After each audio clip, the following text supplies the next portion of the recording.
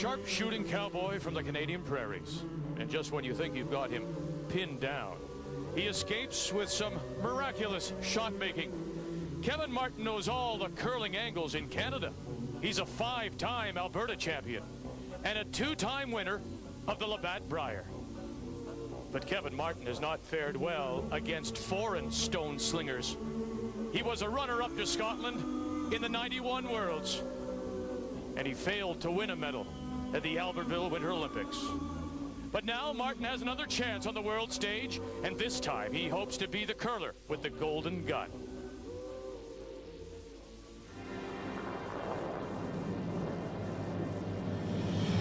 An early evening chess game from the Rose Garden overlooking the city of Bern. Coming up, we'll find out which team makes the next move to becoming king of these Ford Worlds. And he has been the king of Canadian curling twice. Kevin Martin and his team from the Otwell Curling Club of Edmonton have been focus of a lot of attention this week at the Allmend Stadium. By his own admission, with a 7-2 record, he hasn't played very well. Yes, he has made some of the shots, but he just has lacked his focus. It's been a lip biter for Canada and Martin this week in Bern.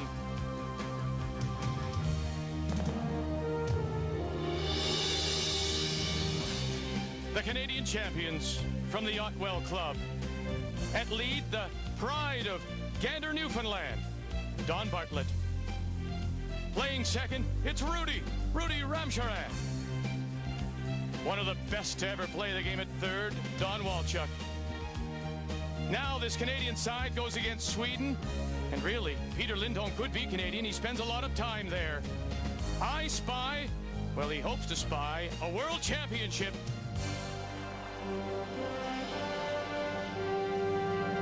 Canada finishing tied with Scotland after round-robin play, but got first place by virtue of their win over Hammy McMillan. No tiebreakers. Denmark just missing out. Everyone else on the downside, including Finland. Tough week for Markku Juuso-Palvoniemi at 1-8. So it's Canada, Sweden.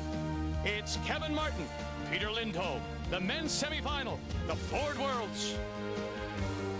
The 1997 Ford World Curling Championships from Bern, Switzerland are brought to you by Ford Motor Company of Canada Limited,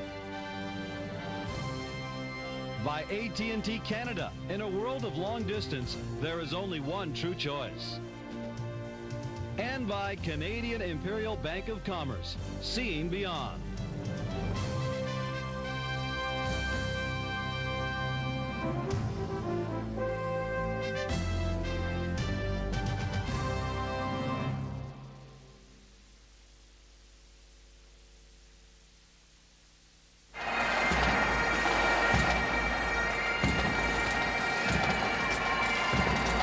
Welcome to the Allmend Stadium here in Bern, Switzerland, as we get ready now for the men's semi-final, featuring Canada's Kevin Martin against Sweden and Peter Lindholm.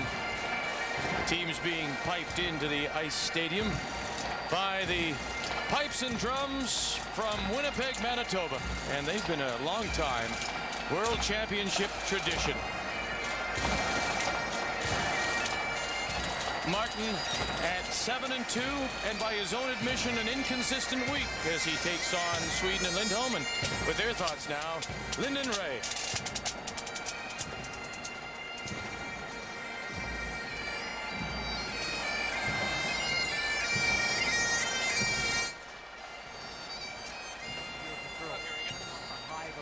Especially a flyer.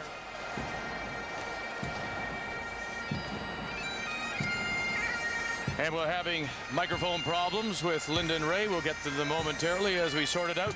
There is the 26-year-old Skip from Sweden and the Östersund Curling Club, the former World Junior Champion of 1989. He won it in Markham, Ontario. In his third World Championship appearance, his best was 1995 in Brandon when he finished 6th. He was also in the Worlds in Geneva. Now we have it all sorted out. You ready to talk, Linda Ray? Thank you, Victor. Well, Kevin Martin's had one of those kind of weeks, up and down. It's a week that many other Canadian teams have experienced in the past when they come to Europe to curl, coming off the high of a Brier, especially a Brier like Calgary. He's really been inconsistent, not showing us the shot making that he showed us in Calgary, up and down all week. But they're through the round robin, into the semifinals, and that's where they wanted to get. But he's going to have to be sharp and play well, because Peja Lindholm has lots of experience. He does, and he has experience outside his country. 1989 World Junior Champion, and he goes to Canada to train. This year, he won the Kamloops Cashspiel, the Labatt's Crown of Curling, so we know he's got a good team. Well, he's had a slow start. You remember in the past, he's done it. In one year, in Brandon, they shaved off their beards halfway through the week, and that turned it on. Well, this year they came clean-shaven, but started with 3 losses in the first 4 games, all to playoff contenders, so they will have to play better. But both these teams in their last 4 games have been much better in their shooting percentages, and we expect a great semifinal. Even without those beards, they had a hairy start, you're right, Linda. But this building has not been kind to the Canadian teams in the past. In 1974, the great Hec Gervais came here and lost a semifinal. In 79, Barry Fry out of Winnipeg came to this very same building and he lost a semifinal. Let's hope that doesn't happen today. Mr. Martin's got to get it going. He's got to turn it on to win this one. 7-2 the week in round robin play. And now it means nothing. He's into the Final Four. Kevin Martin and his team from the Otwell Curling Club to meet Sweden and Peja Lindholm. And we'll have the opening stones and this men's semifinal when we come back to Bern, Switzerland.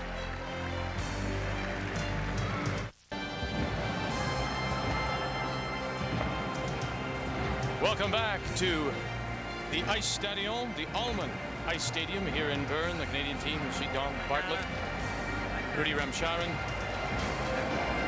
Don Walchuk, and Kevin Martin all ready for their semifinal against Sweden and Peja Lindholm.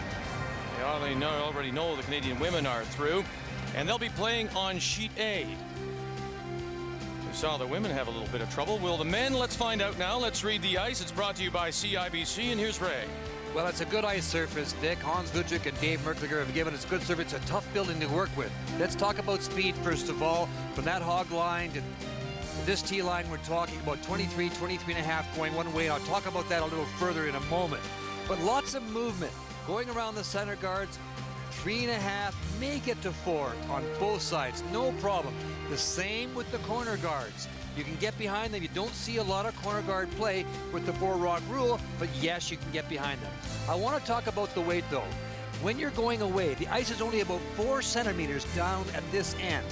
Very thin. At this end, the home end, it's 14 centimeters. So a big difference in the thickness of the ice. As a result, it's slower when you're going away, about a full second going down that way. And so it's been tricky. You have to adjust your weight when you come home because it will slide this way. Going away, it kind of digs in. Frost, not a problem. They haven't had a problem all week. If they have to drop the brine a little bit, it could sneak in about the 4th or 5th end, and it would be more evident at the far end, the away end, than the home end. But it's a good surface, a tricky building to work with, and you have to adjust your weight on your draw shots. Kevin Martin, by his own admission, Linda, just didn't have the focus this week, and we alluded to it earlier, coming off that very emotional win over Vic Peters. Didn't maybe have it here, but did what he wanted to do, and that's get to the semifinals, and now here he is. And they did a lot of different things when they played teams. They sometimes had to come back, Kevin Martin and the Canadian team, and they did that successfully several times. So they know that they can do it. They know what kind of game they want to play, and they're ready. Yeah, I think they are too, Lynn. I talked to Donnie Bartlett after the game and Don Walchuk yesterday for a while, and Kevin as well. And, you know, they just, well, we're through the round robin and we won, you know, we got there, and that's all you really, you know, that's what you really care about. The thing we worry about, and I'm sure they worry about it too, is that they just haven't been as sharp as we've seen them. And we saw some unbelievable shot making in Calgary at the Brier, and the high of 16 and 17,000 people, maybe the greatest Brier ever, and it'll be very difficult to duplicate it. But you come here and there isn't the hype, there isn't the crowds, and it really is hard to get yourself involved.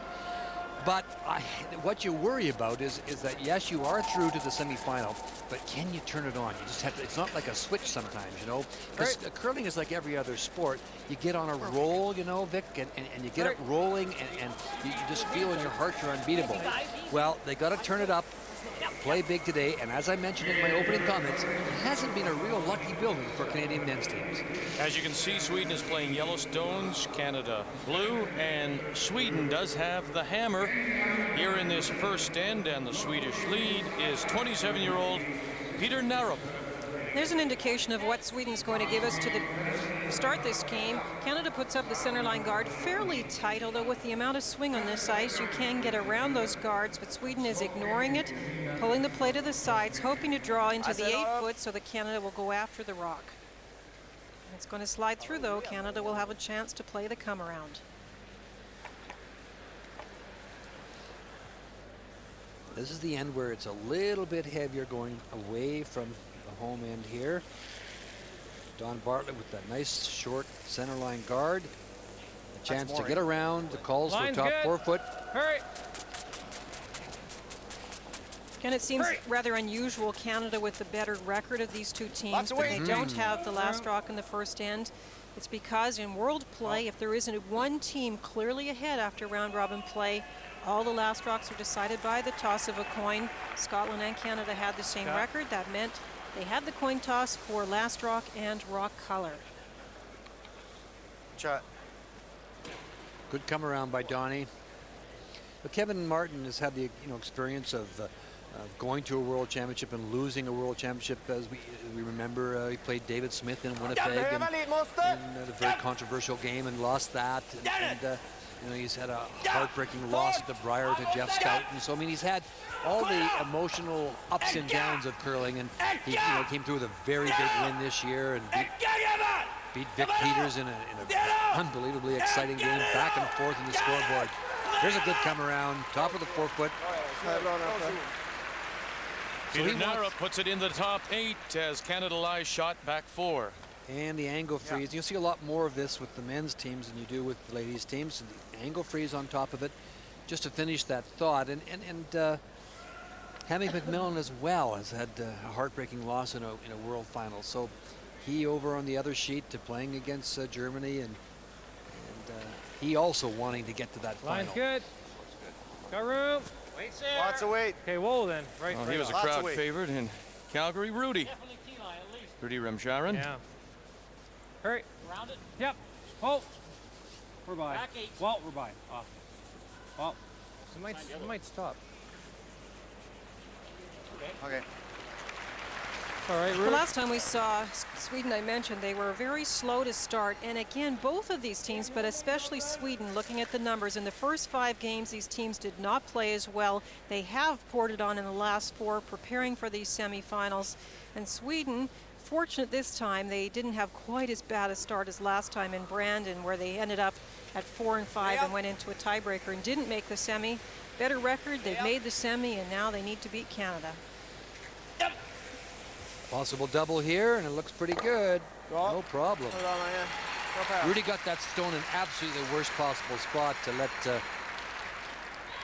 Sweden make that double. Magnus Swartling, the Swedish second.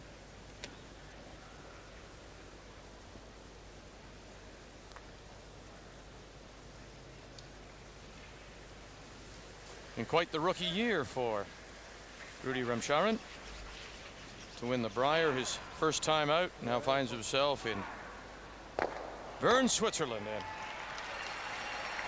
makes the raise, the run through.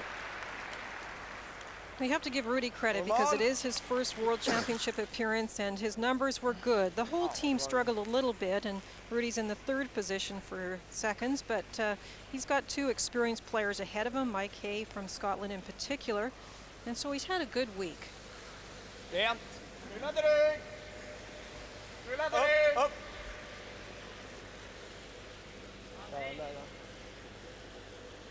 Okay. Kommer från linan, Mange. Cut the stone off the center line. It's quite a ways over.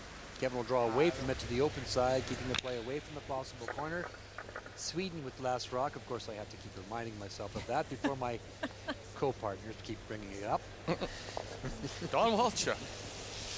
And one of the things Kevin has done in those last few games where they've played a little better is he hasn't made it quite as complicated. That doesn't mean he doesn't go to front stones and come arounds, but he's kept it a little more open. When I looked at the numbers for the types of shots they played during the week, I was a little surprised because Canada ended up playing 56% of their total shots as draws. Think back to the Brier, they were down around 45%. So although the 4-rock rule encourages more of those draw shots, that's still quite a change for him, and I think maybe they've got it back to where they're throwing the right balance for their team. I think you mentioned yesterday too, Vic, we were talking about it, that he midweek he kind of he regrouped himself and went more to a little more of a defensive style, or a simpler style maybe is what we should say, as opposed to earlier in the week where he was playing very aggressively.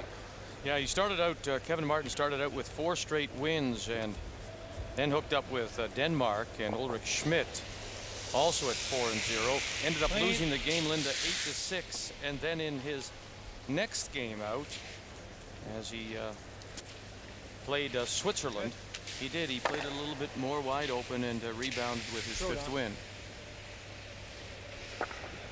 Don Walchuk behind Norman Brown in terms of second percentages. It's interesting again, though, you're seeing the 4 semifinal teams, their players are within the top 4. They're the percentage leader as well.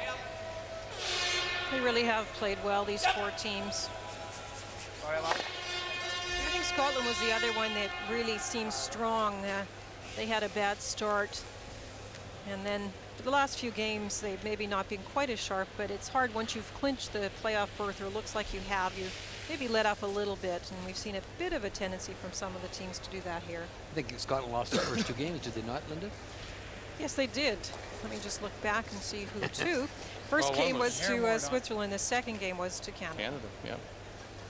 And Canada stole that game, I believe, the last, if you were there, of course. They stole the 3 last points. 3, yeah. Well, won it in an extra with a steal. Kevin Martin and his first in an end that's turned out to be up and down the sheet. Yep. Well, that was a bad start for both Scottish teams. In fact, they were ready to cry in their single malts because both men and women had struggled, and then the women continued the entire week, but Hammy McMillan bounced back to qualify for the Final 4.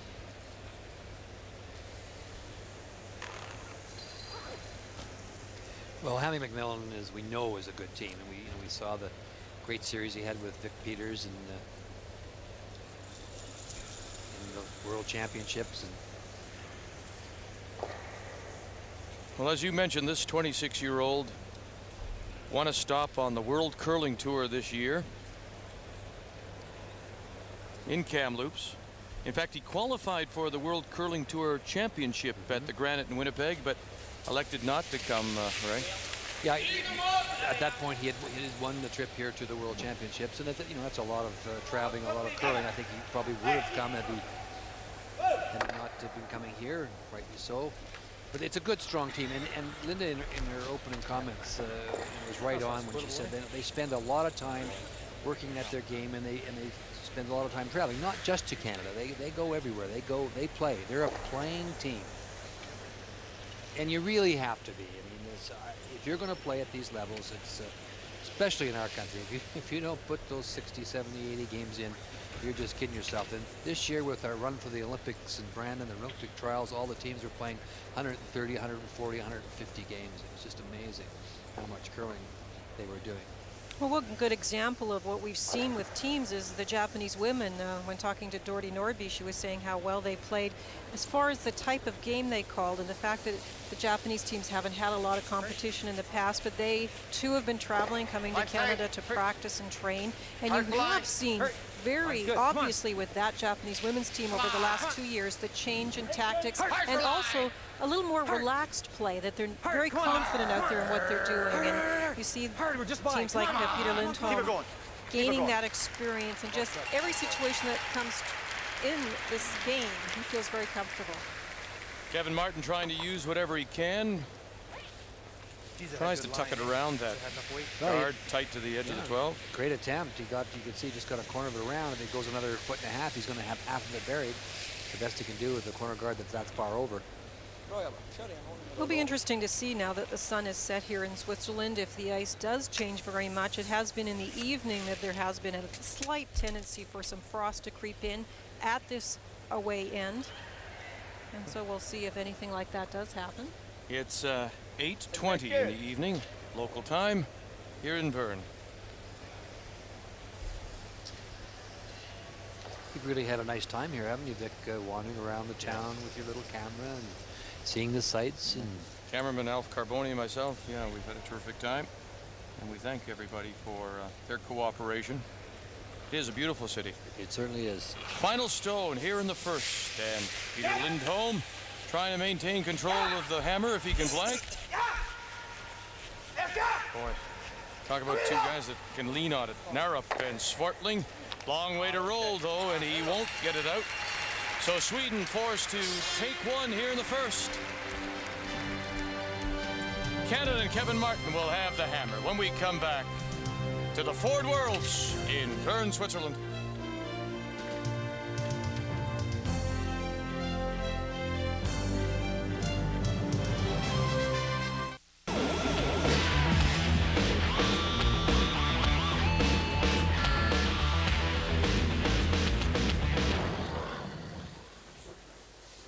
So you thought they wouldn't find you over here? Oh, there's an international rule, no brain teasers in Europe. Here's something to test your Kopf.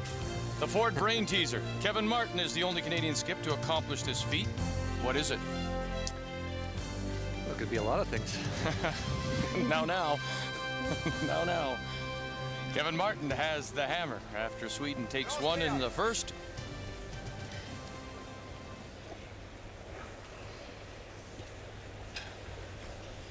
Peter Narup is the Swedish lead. The Swedish team lost to Canada 9-6 in the very first round of play last Saturday.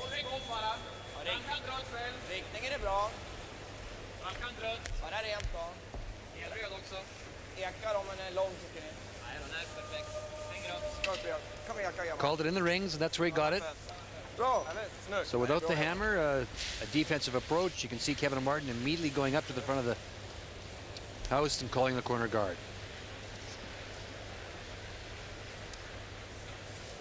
Kevin has a lot of confidence in his team. That stone placed in the house by Sweden is in a very nice spot, top of the 4 foot. But Kevin's team is able to play the big weight, know the angles very well, so if things don't develop on the side around these corner guards, they're very good at trying to run stones back on that Swedish rock. And the other thing too, Linda, if in fact the Canadians feel like they've been a little lethargic, will this aggressive move maybe snap them out of it, maybe force them out of it, you think? I think this is their normal pattern. Now that they have last rock advantage, they'll take a few risks, but Ray, normally they do this, I think, even early in the game. No question about it. But you're right, Vic, it might get them going a little bit faster in this game.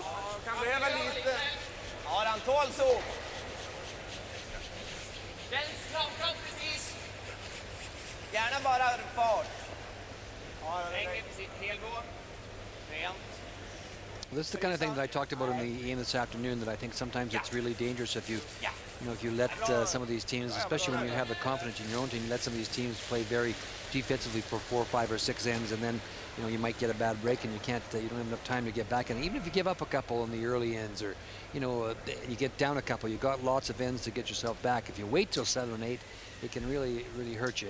And I believe in it. I believe in this system. It doesn't necessarily mean that it's correct, but it's certainly one that I believe in. I'm not waiting for anything. You know the weight, you know the ice. You've been here all week. Let's get at it. I got last rock, and you can see Kevin trying to get the roll in behind the corner and very close. And he was as concerned, or more concerned about the roll than he was about the double, and rightly so. If it goes another 6 inches, it's fully buried. Even at that, it's a difficult shot. You can see about half of it. Magnus Swartling.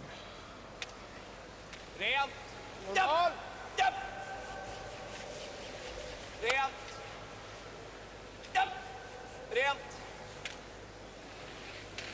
Ingenting. Ja. Bra spel. No problem. It's a nice shot, but now you can see Kevin has the corner up. The 2 stones in the house are spread out. There's a couple of hits and rolls possible. It's good, Rude. So Kevin's quite comfortable with this situation. Hit and roll is there, is what he's indicating. He's also, if you hit a little thinner, you can make the double. Rudy Remsharen, Hurt.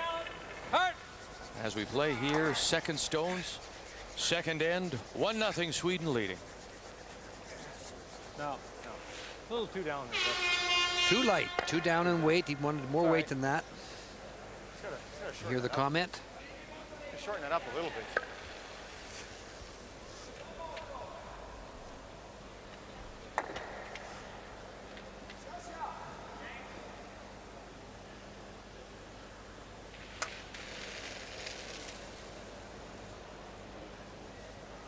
The 27-year-old.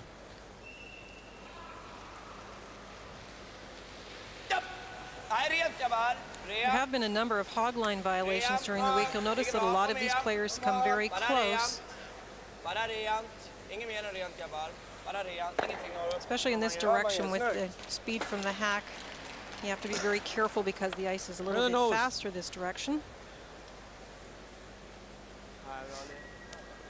You're a little close that normal time. Hit.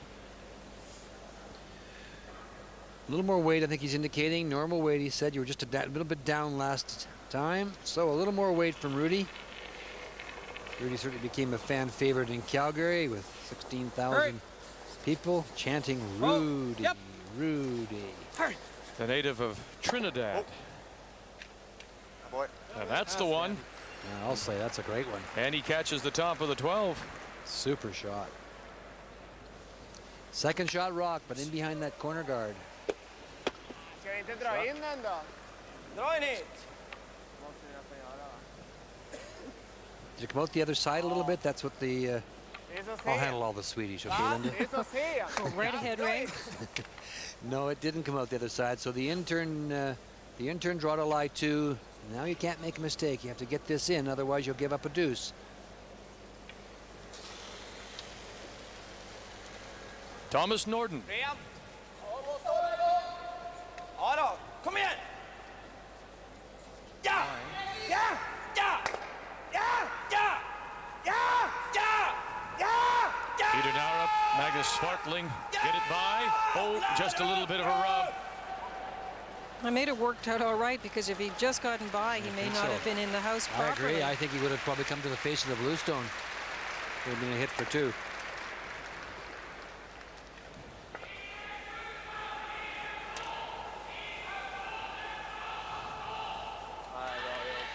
Kevin looking for the hit on this one here and trying to roll it into this area here.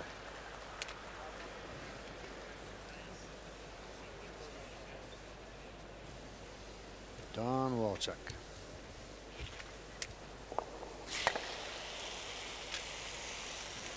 Okay, clean. Go right up. Stay close. Hurt. Yep. Hurt. Former world champion, of course, of '89 with Pat Ryan, won it in Milwaukee. But also lost a world championship bid here in Switzerland in '88. To Igo Ramsfeld. In Lausanne. Right on. Hit and roll. Indicated by Sweden.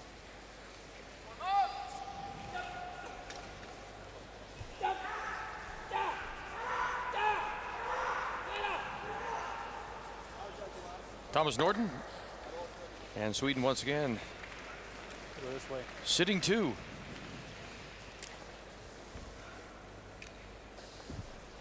Kevin's changing the direction that he wants to roll.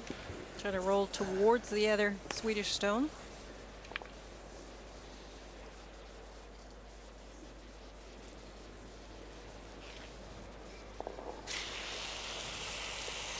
Try and roll this one over, get the 2 stones a little closer together to set up a possible double to bring the rock that's just biting the 12-foot into play later on in the end if you can.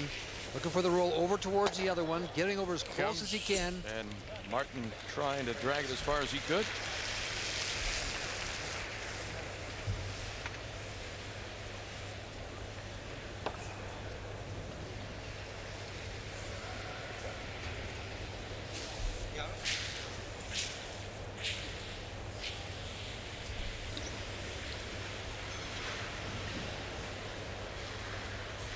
Skip stones to come here in the second.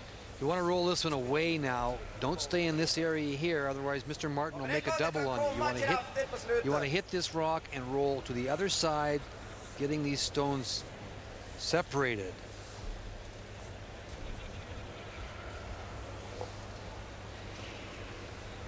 Double, of course, by Canada would bring the stone just biting the 12-foot at the 11 o'clock position or 10:30 position into play.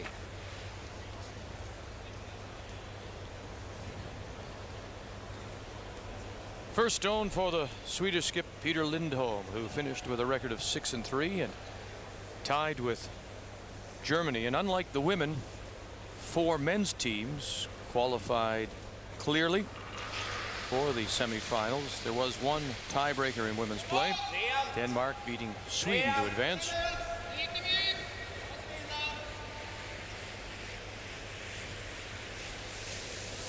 Roll it away. No, he'll sit right there. Okay.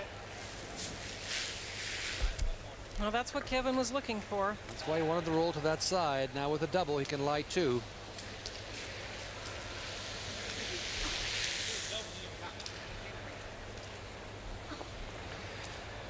Okay, a double here on this here, hitting this one here, and we'll go that way, of course. This going that way. We'll bring this rock into play over here and set up the possibility of scoring 2.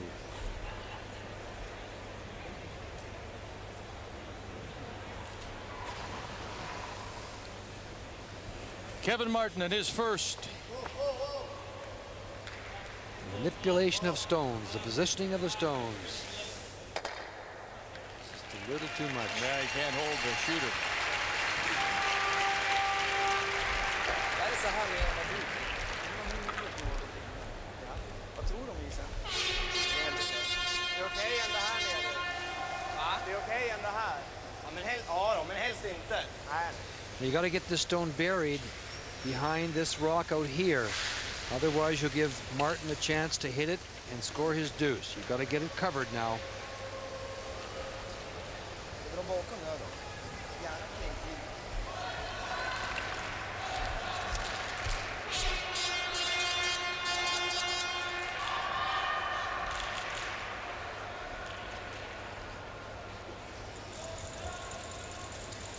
Peja Lindholm's overall percentage, as you saw, it was 75%. The top skip was 76%, so he was very close. But like many players here, his draw percentage was lower than his takeout percentage. And this is a big draw. Needs the perfect weight and good line to get hidden. This is the quick end. It's a little faster. The ice is thicker here, a little warmer as a result. It's a little faster, slides a little freer. Sweden opened with a single to the first. Got to get this buried. So line, as Linda suggests, is as important as the weight. Hartling closest to the stone. Narup is out in front.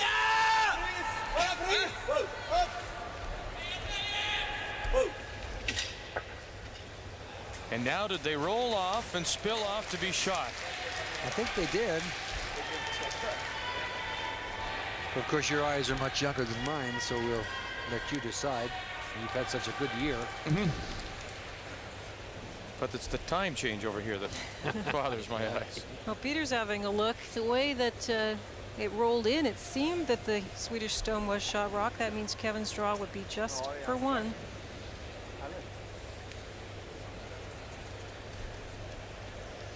Draw for the 1 is what he's doing here.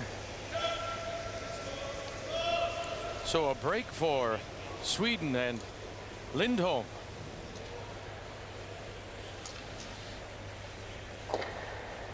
This, of course, Vic is wrong. Looks like lots. Looks like lots.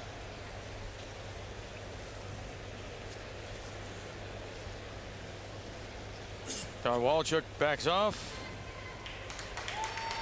And it'll stop back 8. And Don Walchuk acknowledges that Vic was right. 1 for Canada. We're even, 1-1. Was there any doubt?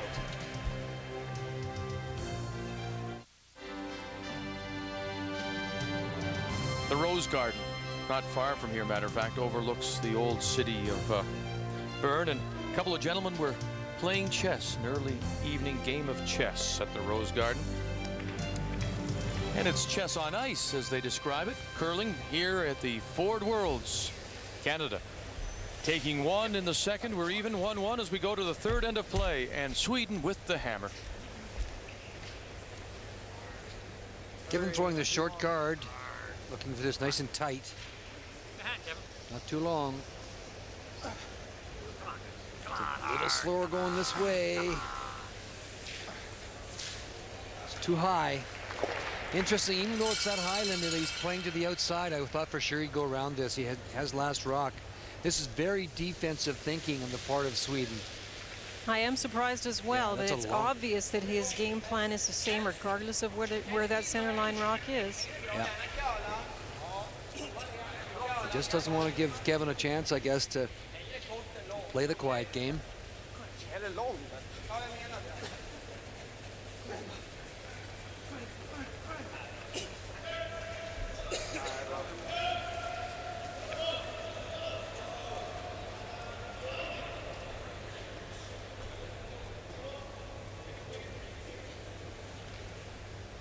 And the other thought process in the part of Sweden may be, Linda, that he doesn't want, and most teams think this way when they play Kevin Martin, is that you certainly don't want him to get away from you, because if he gets a little lead on you, they defend so well. They throw the big weight as accurately as anyone.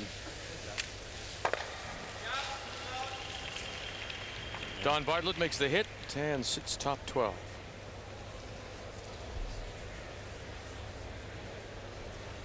Peter Narup. Now there's definitely a lot of strategy, Ray, as to when to go for it, how to stay to Canada, how to keep pace with them, and it's always interesting to see how various teams approach that.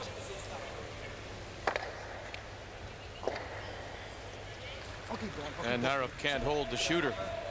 We talked about how Kevin Martin's team struggled a little bit, but I went back and I looked at the plus minus. That's when you see how the team played against the opposition during a game. And if they outscored them by 5 percentage points or more, we give them a plus. So look, in 9 games, Canada actually outscored their opposition. Even though they struggled, they were always keeping pace with the opposing team. Next best team in our 4 qualifiers was Scotland at +6. So Canada, in many ways, Ray, might have just not been pushed very hard, and maybe that was part of the problem with the focus, that they just played well enough to keep close to a team and eventually win most of their games. And now I think they really are going to have to pick it up that little bit. Perfect weight. That rock just didn't curl. I don't think too, Linda, you know, they are perfectionists. You know, I said it's very hard to be critical when you're 7-2, but as there's a personal pride involved here, and Kevin and the team knows when the 7-2 maybe isn't justified. And there were a couple of games that he says he had no right to win, but that's the game. Sometimes you lose some you shouldn't lose, and sometimes you win some that you shouldn't. You did mention to us he got some breaks, especially early on in the week. But I did mention, too, that it's impressive that in a couple of those games that he had to fight back and win, he did it using the 4-rock rule to his advantage. So, again, that's a great thing to see. Rudy Remscharen here in the third of a 1-1 tie. But watch that in-turn, because it just didn't move. So Kevin's moved the other side. They're throwing the out-turn now around the center guard. We'll see what happens with this one. There's no question that the in-turn down the other side sort of hung on the 4-foot line. This one's breaking now. Hurry. It's going to come out the other side. So don't break too much. Just a biter. That's good. And it does. It comes out the other side. It's an opposite picture to the sheet we saw earlier, the women playing on B next door. It was the in-turn going this direction from left to right that had the big movement around the center guard, and now we're seeing the out-turn on this sheet. This rock is very visible. It came out the other side, as we mentioned. The in-turn hit. Now the draw ran very straight. Let's see what happens here. We got on it right away. Magnus Swartling.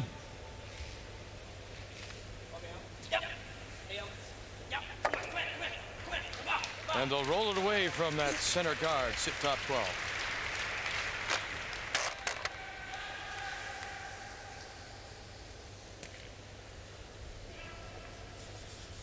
Out turn, hit and roll. Inside out shot. 2 or 3 inches of ice. Don Walchuk, and the first of the third stones here in this third end of play. Oh, hip. Oh, hip. Whoa, whoa. Rolled it back. And out the other side. Nice attempt, though. Center line guards teasing both teams. It's a chance for Sweden to get in behind it now. Yeah.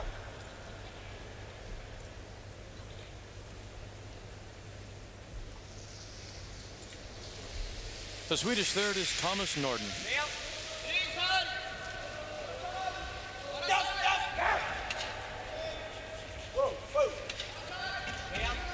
You're not going to get a lot of mistakes from many of these players. We showed you some numbers showing how the top 4 teams that have made the playoffs here in men's play are all playing very well. And the numbers, there's not a lot of difference between positions. So in the comparisons, we see that probably the biggest difference between these two teams is at lead position. You see 71% for Sweden, 78% for Canada. So Don Bartlett might have a lot to do with this game, positioning those lead rocks and using that 4-rock rule to their advantage, as we mentioned. Perhaps that's where we'll see the offense be generated, because the other players are very close in their statistics. A little inside roll to the center line makes this a much more delicate shot for Don Walchuk, and it's sitting out there.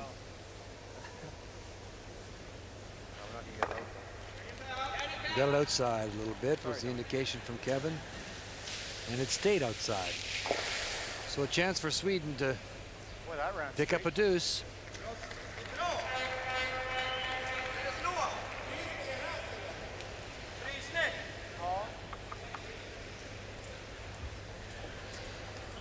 He thought first of all about going around this way, and then changed his mind and is now drawing down this way to freeze in front of the stone right there.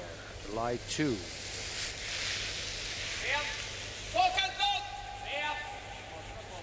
You can't get caught going this way now. They will dig in a little more than they will the other way. They slide the other way. Have to watch these carefully. This stays with his thought process, Linda, this spreading them out, and great shot as well. I like the call, a great shot obviously, but I like the call because he's sticking with his game plan. He's got an obvious way he's going to approach this last rock situation when he has the hammer, and that's a great execution to get him in good position. Now Kevin Martin has to make the big hit and roll to try and get his team out of trouble. Sweden and Canada tied 1-1 as we play in the third end, and the Swedes from Östersund do have the hammer. The key here is that you must stick someplace, otherwise you allow Sweden to go around that center guard, and now you've got a rock buried and a rock frozen, and could set up the possibility of scoring 3. You've got to stay here. Kevin looking for the roll to try and get buried behind the center, the long center guard, the blue stone sitting out in front. It just sat right there. And he will sit right there. T-line 8 foot. Sweden satisfied with their deuce if they can score it. Looking for the hit and stick on the nose. This is good. Had I, well, yeah. You know, it's all light away. If you're light, you're on the ground. You're close. Had good weight. Wants to just hit this stone here. You see him indicate it and sit right about here to lie 1 over here and 2 over here.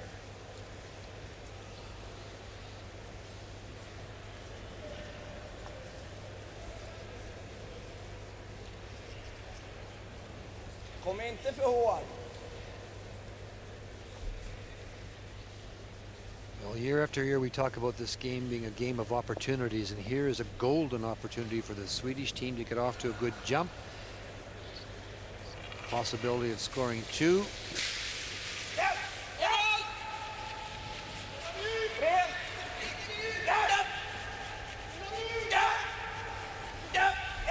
Want to sit right there.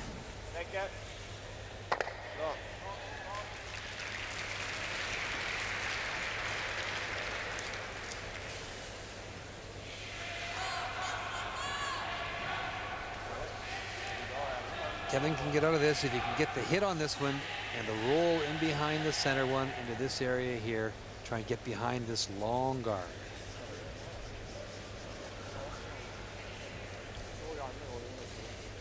And it is a long one. There it is there.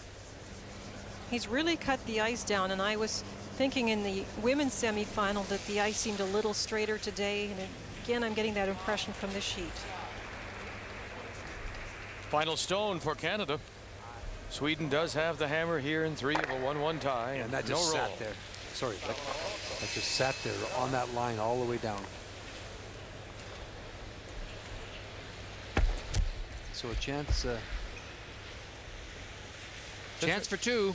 Linda, it's funny to watch Lindholm here as he settles himself and gets himself ready in the hack. He takes a lot of time, and I thought that we didn't get a chance to see Sweden's Catherine Norberg, but she sits in the hack a long time. She sits an unbelievably long time. And I'm just wondering if it's something the Swedes are teaching. You settle and sit in the hack for this period of time?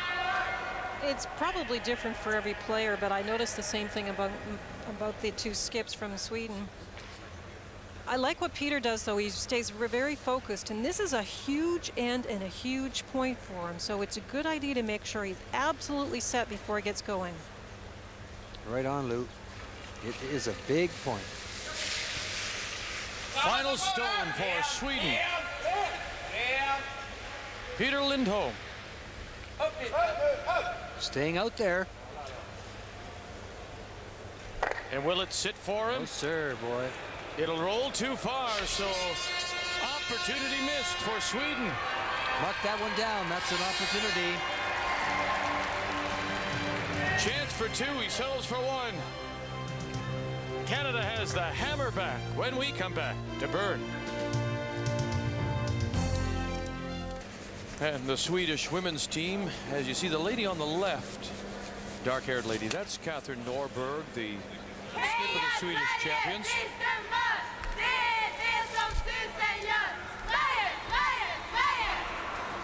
And cheering on, of course, Peter Lindholm, who picks up 1 in the 3rd end as he misses the chance for 2. And so he has a 2-1 lead as we go to the 4th, and Canada and Kevin Martin have the hammer.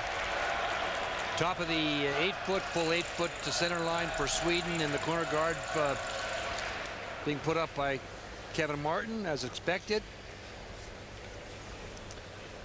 Donnie Bartlett. Well, that's one. We'll just mark that down. That's an opportunity that Sweden had to get an extra point. And you know what we believe about those kind of things. It's you get chances in curling, and if you don't take advantage of them, they usually come back to haunt you.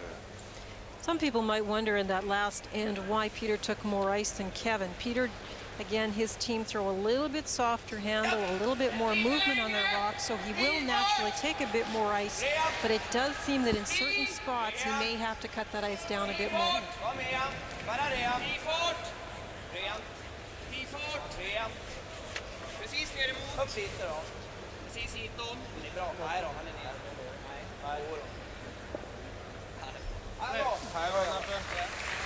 Just a reminder, we'd like to hear from you. Email us on the internet, curling@tsn.ca. Your comments, questions, anything to stump Linda and Ray on this, our last telecast of our curling season. And a great season it's been. Maybe they have a question for you, Vic. Yeah. Anything hard goes right to you. Donnie Bartlett wanted to say hello to his wife Shauna, who didn't make the trip here to Bern, and also to all the relatives in Gander, Hare Bay, St. John's, Corner Brook, and in fact all of Newfoundland. We're pleased to do that. And,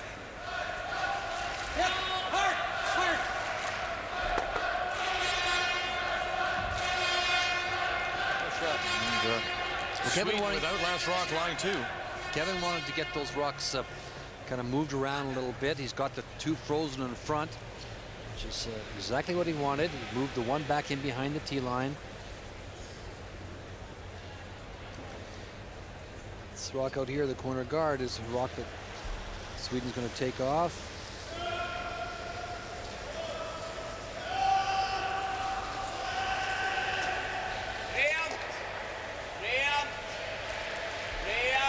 Magnus Swartling, the Swedish second, here in 4. 2-1, Sweden leading.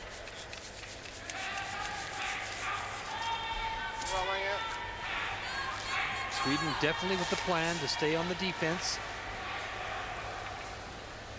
Canada will force this end all the way. And this is where Kevin is very patient, and the abilities of his players to throw the up weight gives him that benefit that he can slowly build the end, place stones in front of opposing stones, and then later, possibly with Don Walchuk or even his own stones, make a run at something, and that's the way you get the points that are yours to Line's count. good. A lot of room. Gonna need it. Line's not bad. Quite a bit of room. Hope you can.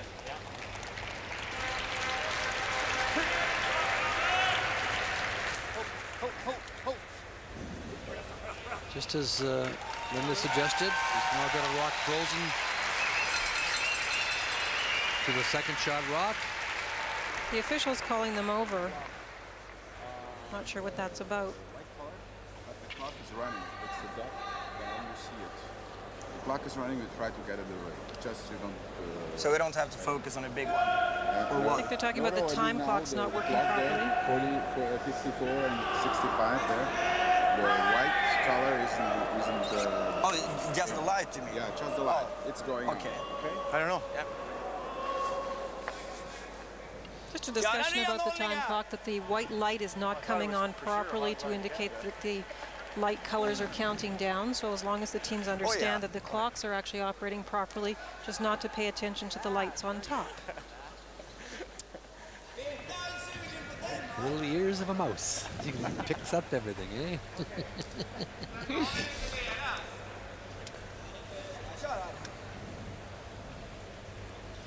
Teams do have 75 minutes, no timeouts to play the game.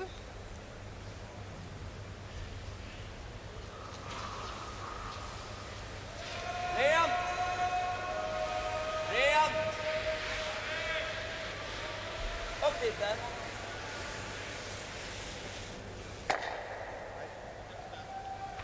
Magnus Sportling.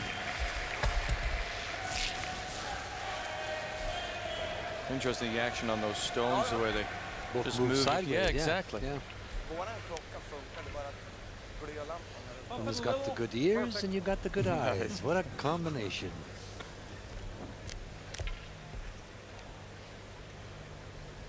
So you can see behind Don Walchuk, the little red light does work on the time clock, but the little white one is the one they're worried about. Make sure it's here. It's a good call by Kevin. He's just going to freeze down to the face of the yellow stone.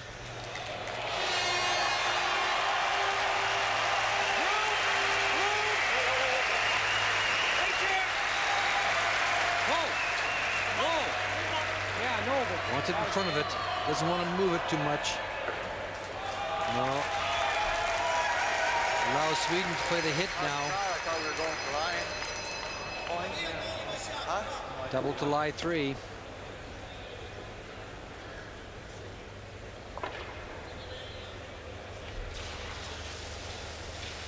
Liam! First of the third stones, Sweden's Thomas Norden. Liam! Jag tar den, ja. And there you go. Nice shot.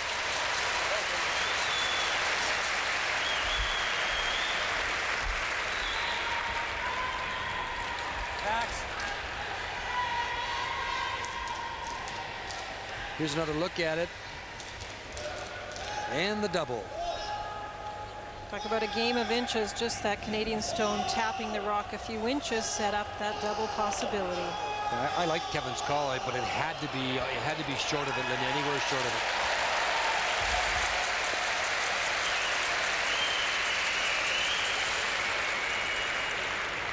Certainly a more lively building for these men's semi-finals. Also on the ice, Scotland and Germany.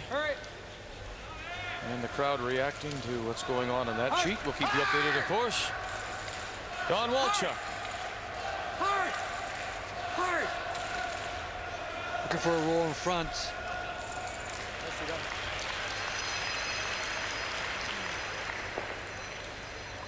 Shot rock at present belonging to Canada. The out-turn hit, outside in shot. About an inch of ice.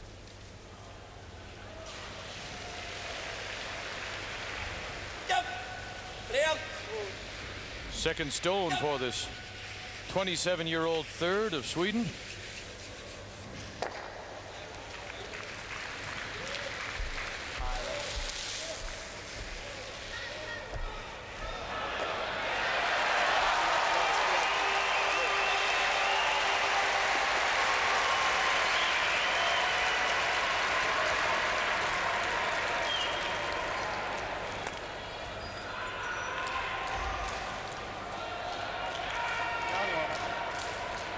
Broom's just outside the corner of the yellow stone that's on the tee line area. They're going to try and hit and roll behind the other two.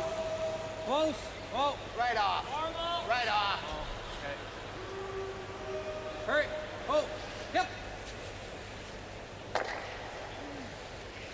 Looking for the roll, as Linda suggests, to the inside towards the button, the Ford. Speaking of Ford, I just purchased a new Ford 150 series truck.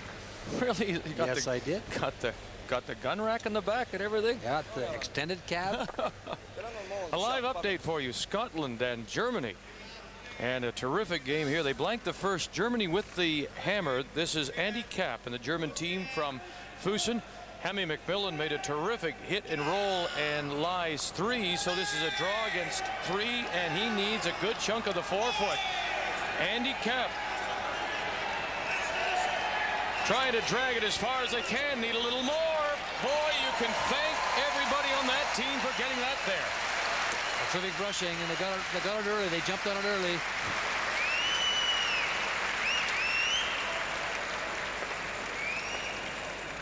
So Germany picks up 1 in the second, and Hammy McMillan of Scotland will have the hammer, playing 3 and down 1-0.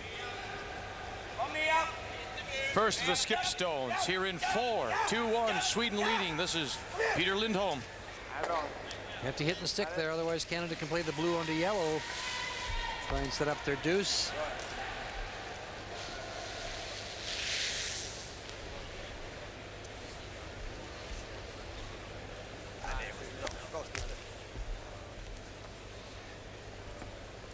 Kevin Martin with his first stone. His 4th end. Looking for the hit and roll.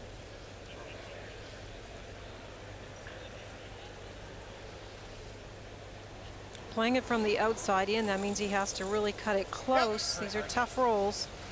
Hard! Hard. Oh. Hard! Whoa! Oh. Yeah, oh. Roll it. Hard. Come on! There's the roll by Martin. Will it sit for him? Will it sit?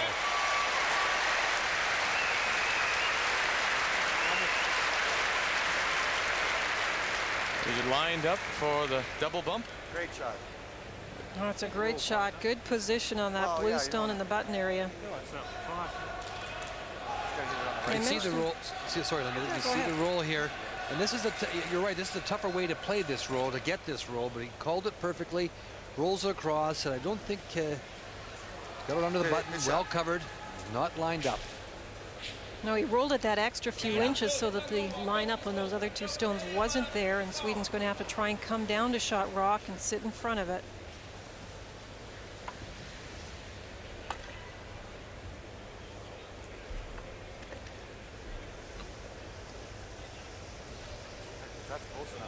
Just to draw a freeze, going to try and freeze to the face of the stone, sitting on the button, holding into a single.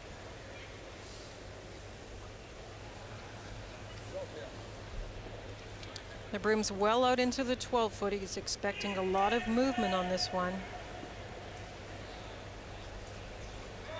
Oh, you're looking at what? 4.5, maybe 5 feet? 4.5 for sure, Vic. We saw it going away that it was this side of the sheet that seemed to have the movement. We haven't seen one here yet.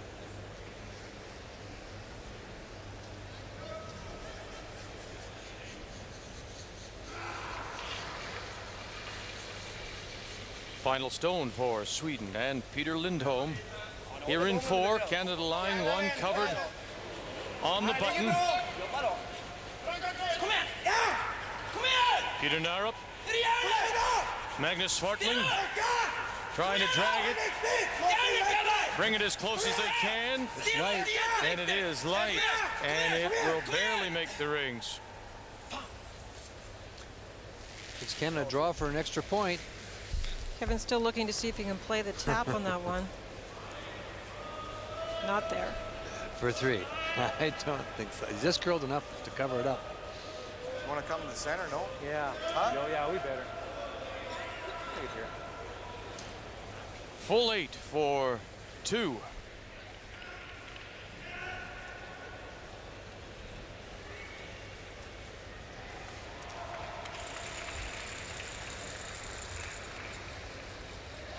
What they were looking at was this here is what Linda was talking about, is that situation there. Had this rock not curled over that far, then Kevin could have come down, hitting the blue one onto the yellow one, removing it, and maybe got 3. But looking it over, he'll draw for Line's 2. a little tight.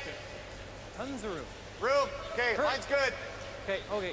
Line's good. Just wait. Just T-line. Lots. Sweepers for Canada, I'm sure, are aware Just of how T-line. much that Swedish stone slowed down because of how far Peter Lindholm had to go Looks out like into the 12-foot, so they're keeping a very close eye on this one. And no mistake for his deuce, it doesn't look like. Still sliding, however, but It'll stop back 8. So the 2 for Canada gives him a 3-2 lead. And now Lindholm and that single that he didn't get. How big is that? We've played 4 here in Bern.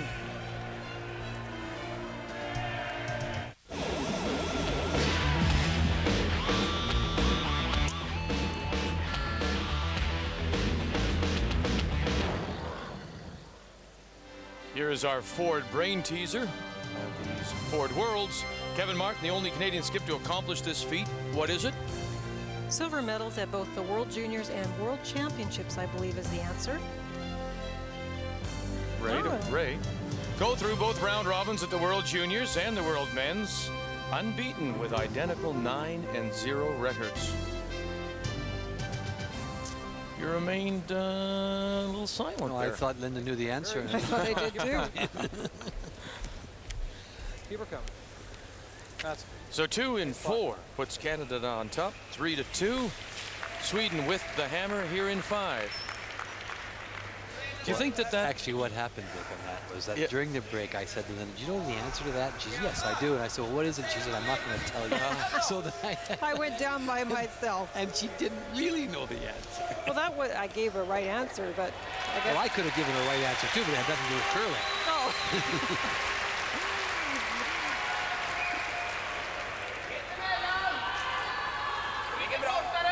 Ja, ta den då. Jag ser närmare emellan. Ren. Var med. Lite kortare. Ja.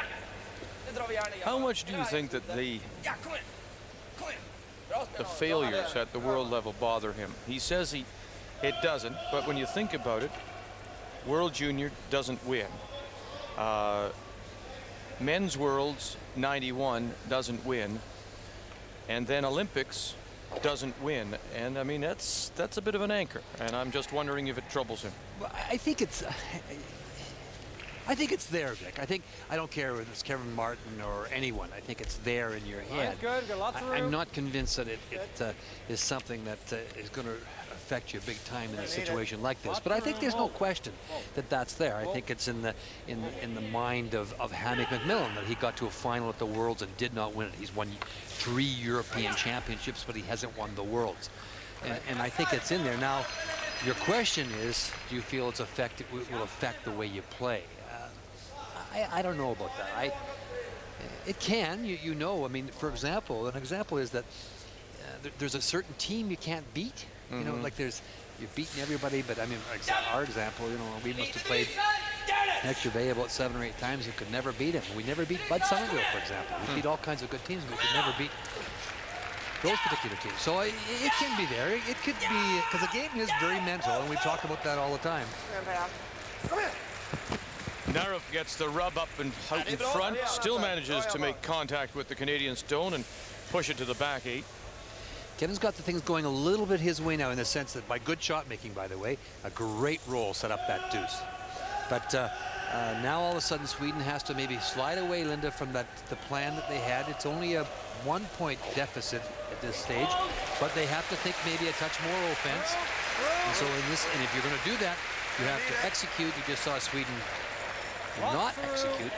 And now a chance for Canada to really put the pressure on. Sweden does have the hammer here in 5 and trailing 3-2. Boy, this in-turn is straight, Vic. This is where Lindholm got fooled and missed his 2 points.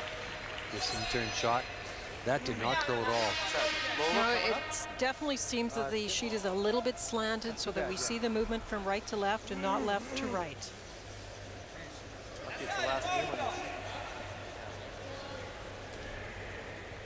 Catching the forward. Oh yeah, stop.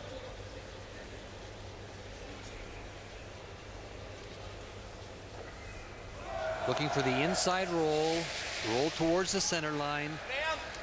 Trying to get a rock buried to try and pick up 2 points. The theory being, of course, is when you do have last rock, you think you already have the one. It doesn't always work that way, unfortunately, but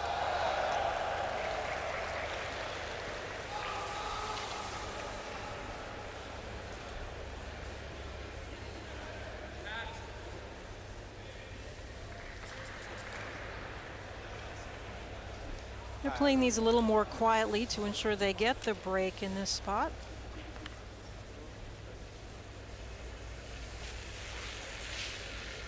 Rudy Remscharen.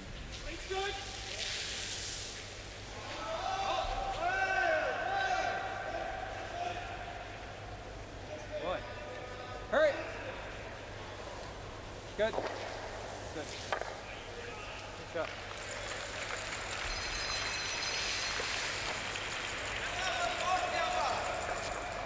Running a little straighter near the center line. Yeah, you can just hear him say that, huh? It's running a little straighter.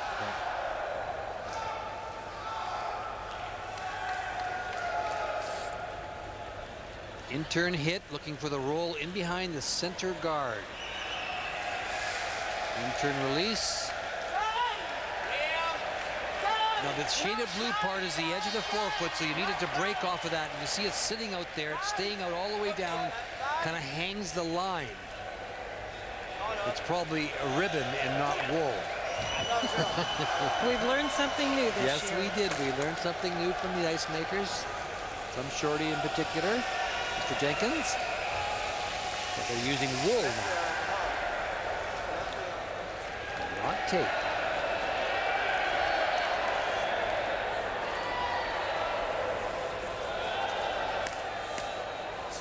Down normal. Don wanted to make sure we say hello to everyone at his stock brokerage, and that's Moss, Lawson and Company. Well. Wow. Lots of rotation always by Don. Good shot.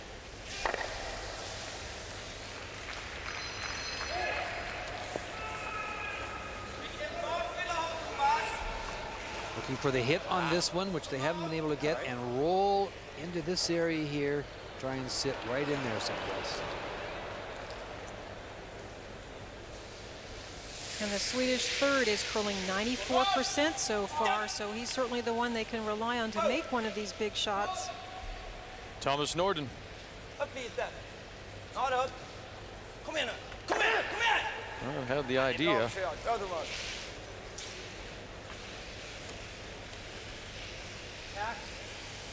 Hack the board, something like that.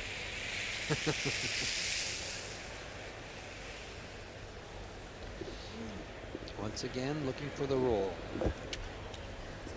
Board, sure.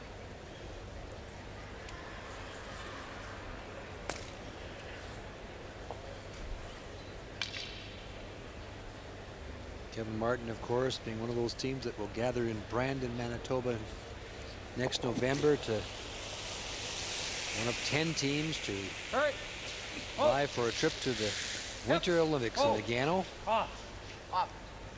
Should be a tremendous week of curling in our country. And it's a great little city. Obviously, I'm prejudiced. I'm from Manitoba, but it's a wonderful little city, and they're great. They have shown us great hospitality in the past times that we've been in Fix. You also know where Brandon is. Yeah. And Balder is not far from Brandon. Okay. And Tommy Johnson, the defenseman, is from Balder. Nej, men vi ligger kvar med normal. Det kan göra den då. know, it's interesting. Spela normal så. You're apt to see a team like this one, Ray, that's been together for a number of years, and unlike Canada, where many of the top teams will stay together for a period of time and then start mixing and matching, with not as many or elite curlers, they won't move around as freely, and that's why you get teams like this Lindholm team staying together for a while. Oh, he tucks it in behind. Yeah, I think there's a little tendency in Europe in some cases, because there's so few, there isn't so many curlers, that maybe the teams do stay together a little bit longer. In fact, too long, do you think, or is it? It can be sometimes. You know, there's a hesitancy to maybe change an individual that maybe you should change. It's a hard thing to do, you know, but it's done all the time at home, of course. What's happened in our country is the level is, the curling is so good that you just cannot have a weak link of any nature on your team. And so if you feel there's an individual or whatever it may be on the team, then you have to make the change. Otherwise, you're not going to beat the top level teams. First of the Skip Stones here in 5. Run back, Kevin Martin. Run back on the blue. There it is. And the Ray Stone will hang on the edge as well.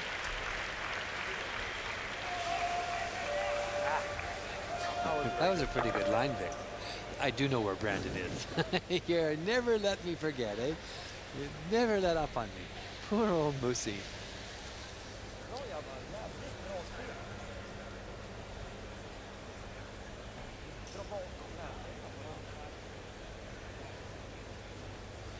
Well, there's a feeling, I know of talking to some of the people, that there's bound to be a lot of changes before the next curling season starts, because a lot of teams were put together with the emphasis and the effort to get to the Olympic trial.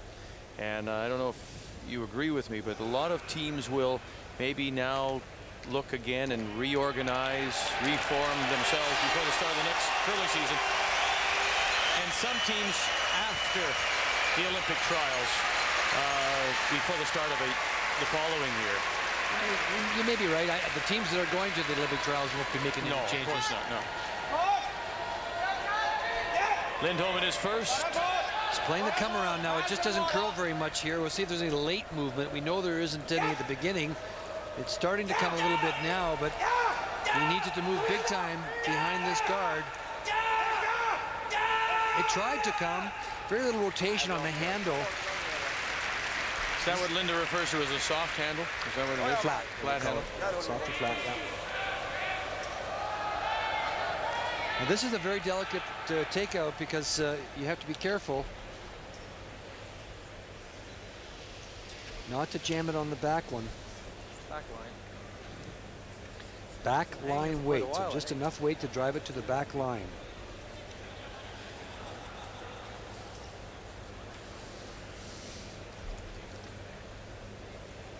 Kevin's Curling Supplies. That's Kevin Martin's business. His life is curling. Hard. Final stone for the Canadian Skip. Great weight control, absolutely super And shot. out the back and avoids the jam and lies 3. That's what we talk about when we talk about the soft touch Great in shot. that situation. I don't want to jump on it too much. Well, my deuce curls quite a bit, eh? Yeah. And you see wife Shauna there. Yeah. So is Don Walchuk's wife Shelley and Rudy Ramcharan's wife Lori. You wouldn't know the type of ice cream they were eating there, Vic. It was just. So to get a single, you have to remove the stone.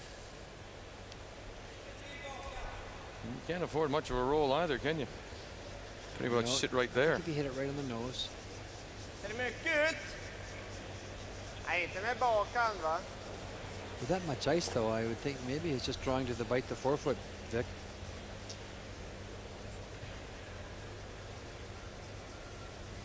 Give me an idea just how long it takes before Peter Lindholm gets it in gear.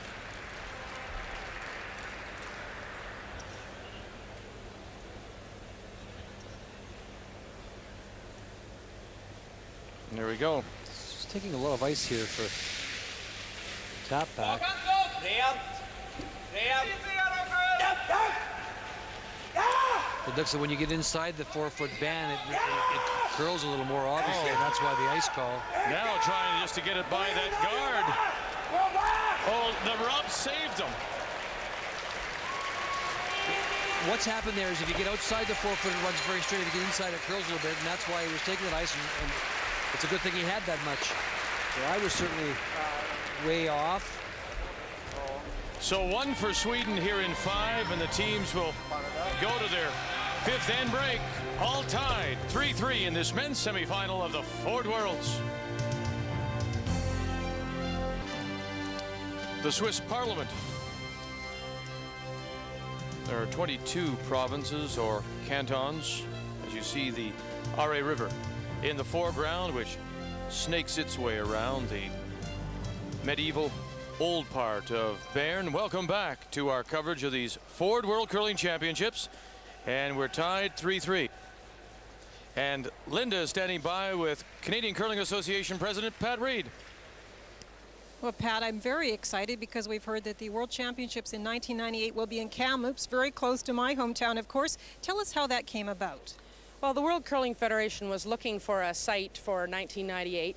Had tried out a couple of sites in Europe, were unsuccessful, and they approached us and asked if there was a venue in Canada that might be able to host the World Championship on short notice. And we have some pretty good hosting communities in our country. Kamloops had staged an enormously successful Brier.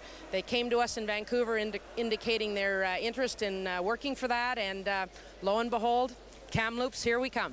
Well, we're really excited because in BC we feel that it's the tournament capital of the province and really the curling capital almost. They have a wonderful curling club and a great venue for the World Championships.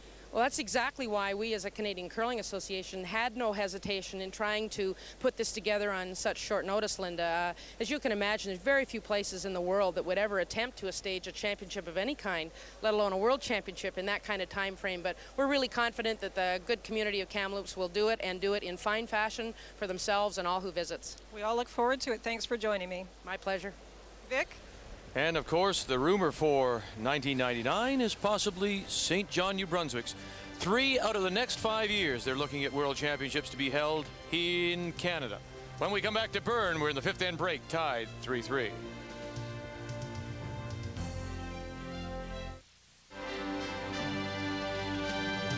We're in the 5th end break of this men's semi-final of the Ford Worlds from the Allmend Stadium. Here in Bern, Switzerland, tied 3-3. Canada to have the hammer when we begin play. Earlier today, women's semifinals, Sandra Schmerler, a winner over Denmark 5-2, and now she'll meet two-time world champion Dorte Nordby of Norway, who is a winner over Japan 12-5, and they'll play tomorrow here in Bern. One other game you can see on the far left of the screen, that's the other men's semifinal, Scotland and Germany, as they play in the 4th end of play. They're tied 1-1, and Germany, Andy Kapp from Fussen has the hammer against Hammy McMillan. We'll go back to that last end a little bit. When they put the broom down for the ice out, with that much ice, I really thought it was far too much ice for the hit. Obviously, though, what's happened there's a line just runs along the edge of the 4-foot. If you get outside it, the rock will run very, very straight. And if you take, when you get inside it, it'll make a big move, as it did. Now, the rock just tipped the front one and straightened it out, and he got his single point. It was a very close call for Sweden.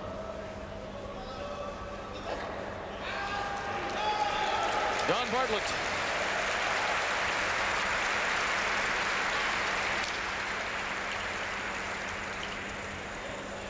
Kevin throwing up the corner or asking for a corner. This looks a little strong. It's going to come to rest into the free guard zone area, no problem.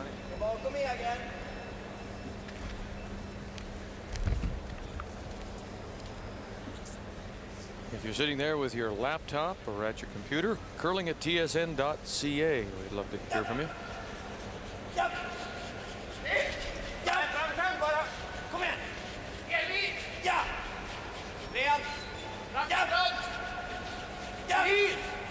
Out turn, come around, trying to get behind the stone, the yellow stone, sitting just outside the rings. Peter Narup.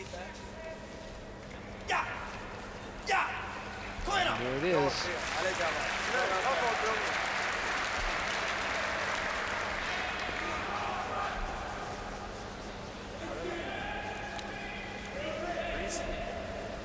Coming home this way the last time, Kevin manipulated and maneuvered and ended up getting a great roll and putting a rock in position to be able to score his extra point. And he's starting the same format, the same plan. He's going to try and freeze to the face of the stone, sitting in the 12-foot, trying to get some blue rocks in play, utilizing the stones that are in the rings already.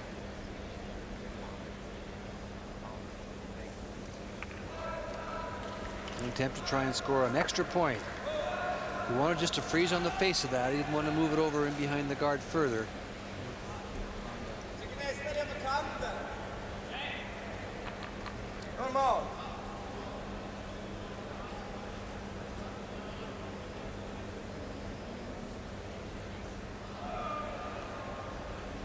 Magnus Svortling in a 3-3 tie as we play second stones here in 6.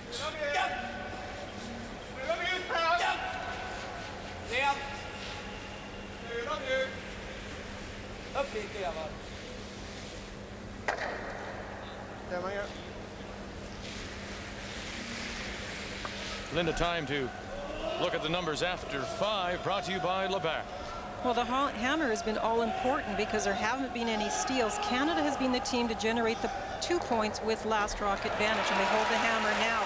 And look at the difference with the shooting percentages. Canada right through, 83% in draws and hits, while Sweden down a little bit, and they'll probably want to pick that up because last end they really struggled for that 1 point that they got.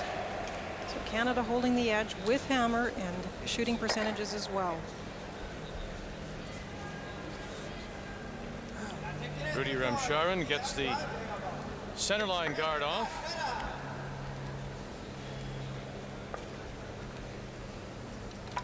And it's so difficult when you play against Kevin Martin because here it looks like Sweden's in quite a good position. They have 2 in the house. But remember the end where Canada got their 2 with the hammer, Sweden looked like they were starting to get some stones in good position, but Kevin just slowly put rocks in position, got a nice hit and roll, and that generated the extra point. Yeah, I was just saying that too. Then he just maneuvers the stones around, moves them around, and so it makes it hard for Sweden to know where to put this 3rd stone. It seems like it's a nice dilemma, but still you have to really think these ones through.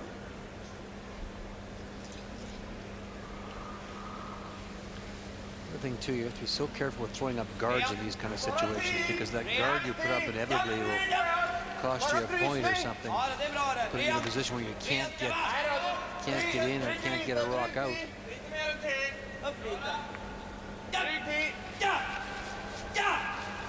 Kom igen då!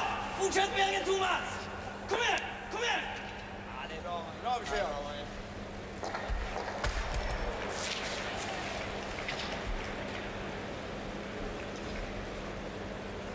Not quite so big.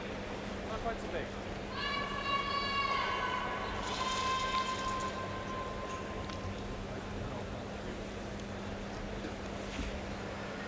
Can you get them all here? Are they lined up? I just can't see for where Kevin is. He can certainly get two of them for sure. There's the two.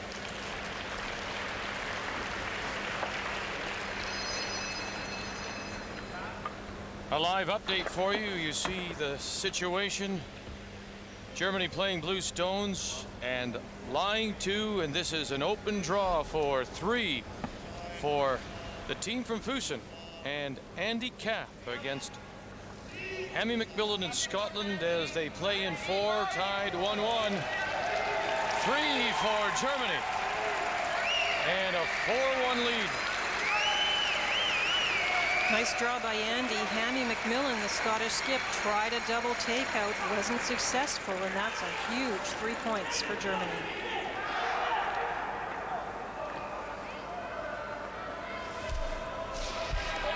Well, didn't quite get it buried. It's about half in behind the guard. You can see Kevin going over to that side. He'll play the out turn hit on it with Don Walchuk. He got a quarter, and you can see 3/4 of it, and try and roll over towards the stone on the other side of the rings.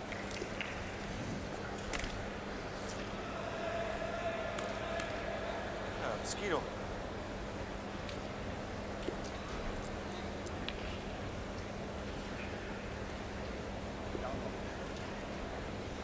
Don Walchuk. Up. Go up. Right up. Up. Never. Get close. And roll over. And snuggle up the side. Exactly what he was asked to do, and that's what he got.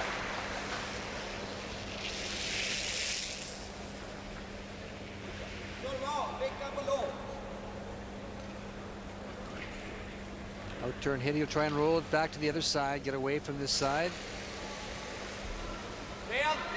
Thomas Norden.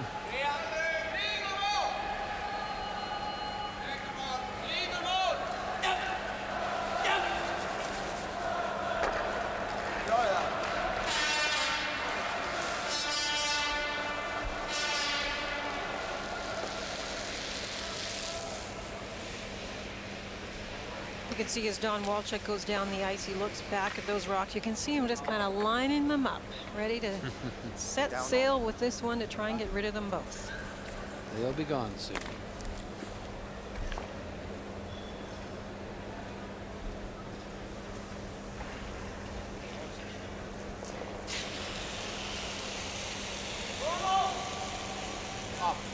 Yep. Whoa. Whoa. Whoa. Don Bartlett with maybe the understatement. Lots of weight. Never a problem with not enough weight, but actually nice weight too. Because it will come up a little bit with this ice, even with good takeout weight.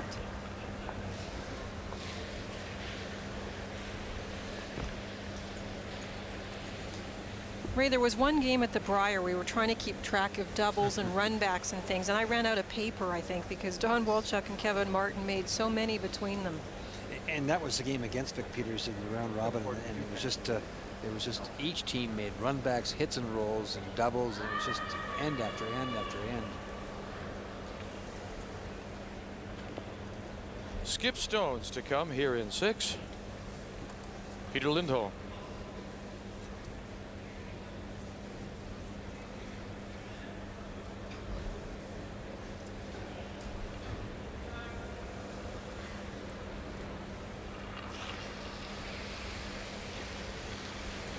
I think Peter wants to stay on this side of the sheet, not roll too far to the other side, and allow Kevin a chance to get a roll.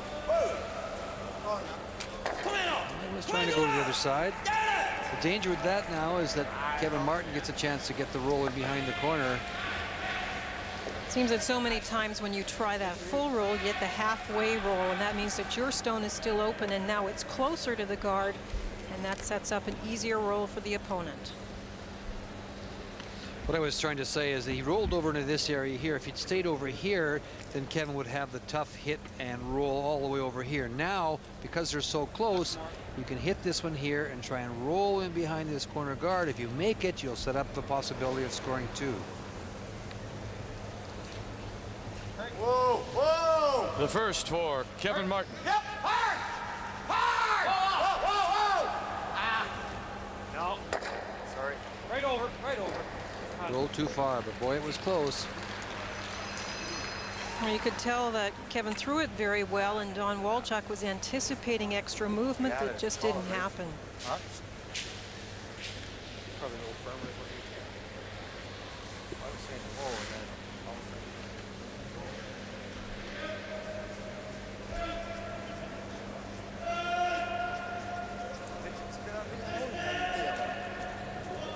The 2 semifinal winners will meet on Sunday for the men's championship. The women will play tomorrow. Doherty Nordby and Canada's Sandra Schmerler. Both of them 2-time winners, both of them looking for their 3rd. Final stone for Sweden. Peter Lindholm, Canada with the hammer.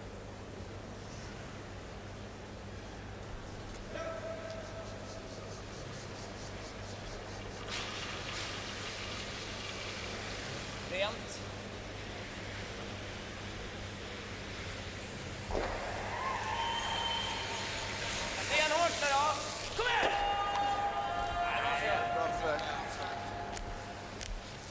little bit of roll, but not much. No, a chance to blank now. Martin will try and blank this in, maintain last rock.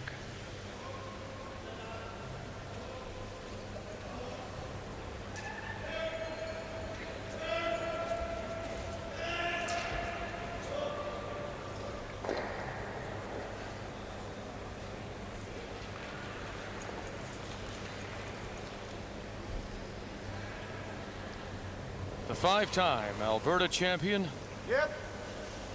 Wayne. has really dominated Alberta curling in the 90s. Kevin Martin will get the blank here in 6. Maintain control of the hammer in a 3-3 tie. We're all even here in the men's semifinal. Yeah, deep breath from Rudy Rumjaren. Some Ford email for you from Scott Pfeiffer in Edmonton. Which countries have qualified for curling at the 98 Nagano Olympics? Am I supposed to start? Oh, good. I'm going to have some help. Well, that's the men's side, and they are a little bit different between the men's and the women's side. Canada, of course, 2 great years. It's the 3 years of World Championship play where they collect points. And you'll see that also Germany that's out there. Great Britain, Scotland is playing, but Great Britain is the one that counts in the Olympics. And there's the women's side. And the one I mentioned that was different, Denmark is in the women's side and Switzerland in the men's. Japan, as the host country, gets a Automatic, yep. Welcome back to Bern, Switzerland, and TSN's coverage of the men's semifinal of these Ford Worlds. Vic Rauter along with Linda Moore,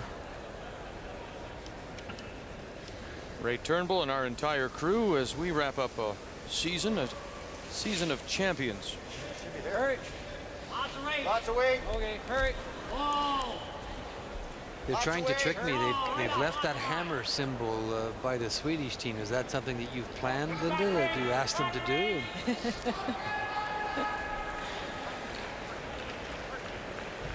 Canada with the advantage of last rock in this end, having blanked the last end. It's not done yet. It's not done yet. We'll keep a close eye on it. Yes, it's been close to that. Short center guard, a good come round, a little deep in behind the tee line, allowing Sweden to come down and sit on top of it. Peter Narup. Kan du öva lite för ner? Japp! Fort! Hit! Japp! Kom igen då! Stilla!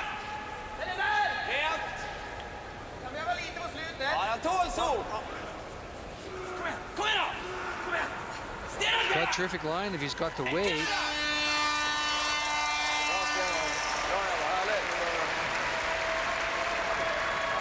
Puts it there for shot stone.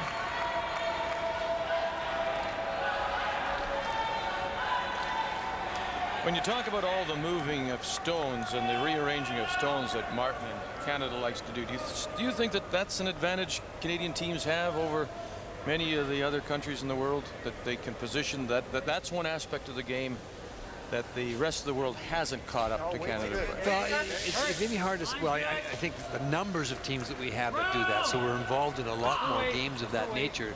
You know, there's so many more good teams, but they play the 4-rock rule over here, so they usually have lots of rocks in play, and as we've mentioned many times, there's a lot of play in the 4-foot area. In this area we're in right now, it's almost a race for the button. We still get a fair amount of 12-foot play because of only the one shot out in front. But the positioning of these stones is a skill, and it is something, if you're a team watching this, you do have to practice, because those angles are something you learn with lots of experience in playing them, and you have to get the first stone in a good position so that later it can be promoted onto the opponent's rock and perhaps you can score. Well, it shows you the difference in Kevin Martin's game too over the last six years. I mean, And another good example of a tremendous curling team that we're going to see again is young James Grattan, who put on such a great performance at the Brier. But they played kind of a two-dimensional game. They played the draw, the quiet game very well. And they played the up game tremendously, but didn't play a lot of in-between shots and a lot of those little quiet shots and those come-arounds and tap-stacks. And that's the thing that you have to learn if you're going to beat the top teams in our country in particular, or the top teams in the world. That was a nice shot by Sweden. Yeah, they got it a little bit tucked around, so there isn't a double tap there for Canada. That's so important when you're playing Kevin Martin, isn't it, Linda? I mean, if you leave him those run backs, he'll make them every time on you. But just tucked around a little bit. So Kevin will move it out of there.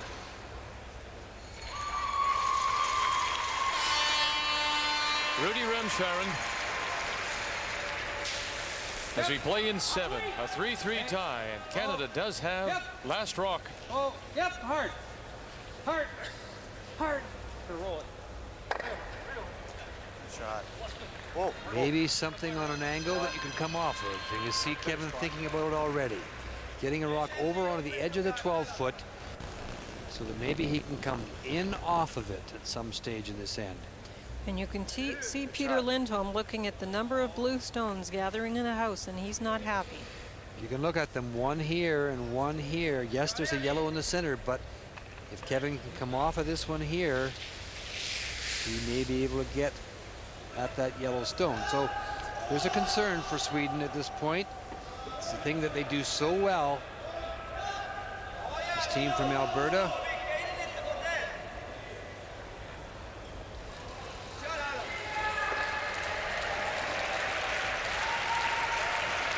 Magnus Swartling.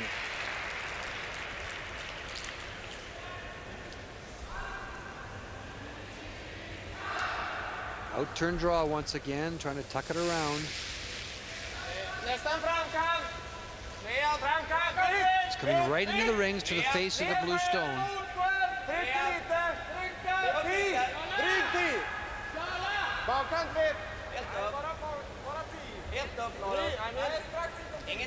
Ingenting på någon.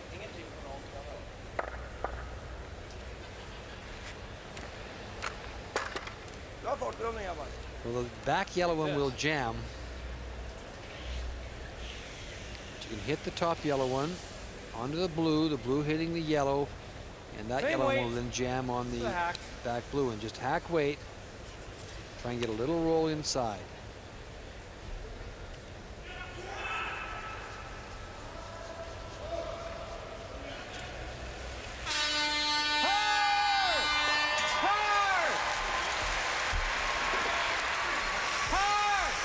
Right out of his hand.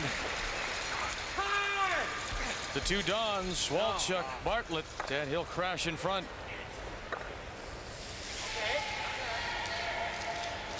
You get a break there?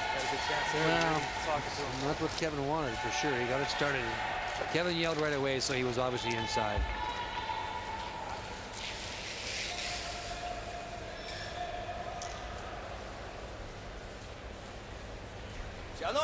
Vilken fart vill du ha? Normal?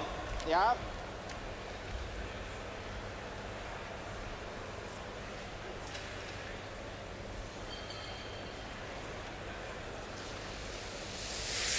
Thomas Norden.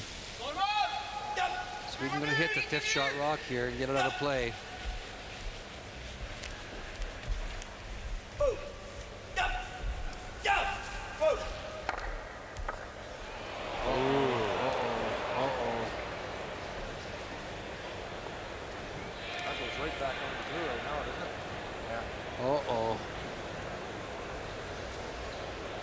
Unless I come down and chip the 7 a bit and roll there, top of that one. I don't know. What is this? You can see what it does here. It comes off of this when it curls a little too much and it catches his own stone and pushes it into the open. They both stay in the rings, but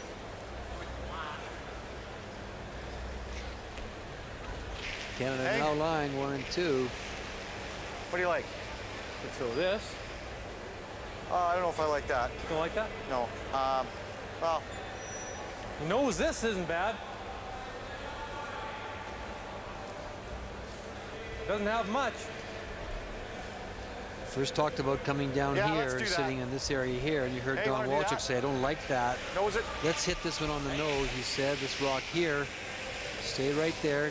Lie 3. So they're playing the hit on this one here.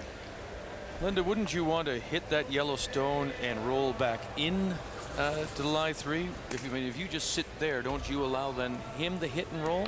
Well, you may too, but if you roll in and you don't Like a roll lot of perfectly, ice. they'll sit on top of you and take the end away from you. So Kevin's deciding to try and leave a hit and roll as opposed to a draw into a pocket. He feels that the hit and roll is a tougher shot. Don Walchuk. Hurry! We're inside the 4-foot blue line, so it will curl. We saw that earlier.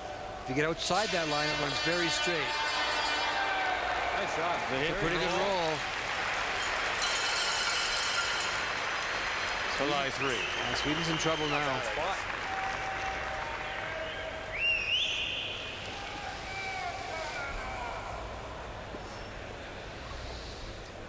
Kan aldrig få bort bägge. They let it go to roll right across. You don't want to sit right there, for example. You want to at least go across here. And now there's very little for Sweden to draw to or freeze up to. And And he knows it. you could see for sure that Slå på he våra. recognizes there's big time trouble. He could play the hit on the front one. Antingen så tar vi en normal nu och gå upp så vi har 2 tryckningar. Eller så kör vi frysningen. Så egentligen antingen chap eller så kör vi frysningen här. Ja. Så är det kanske bättre att få bort den där jäveln. Det känns nästan som en normal här att chappa. Ja, för vi får ut den dit. Ja, jag ska köra det då.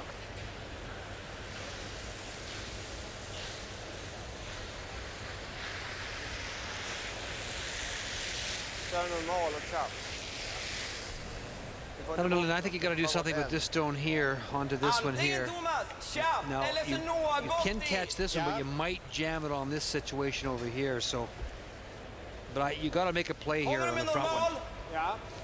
I think what he'd like to do is get both of the yellows positioned where they could be promoted again with his rocks. Definitely have to play this. Thomas Norton. Nu är det viktigt! Nu är det viktigt! Stenhårt! Jobba då! Järnet!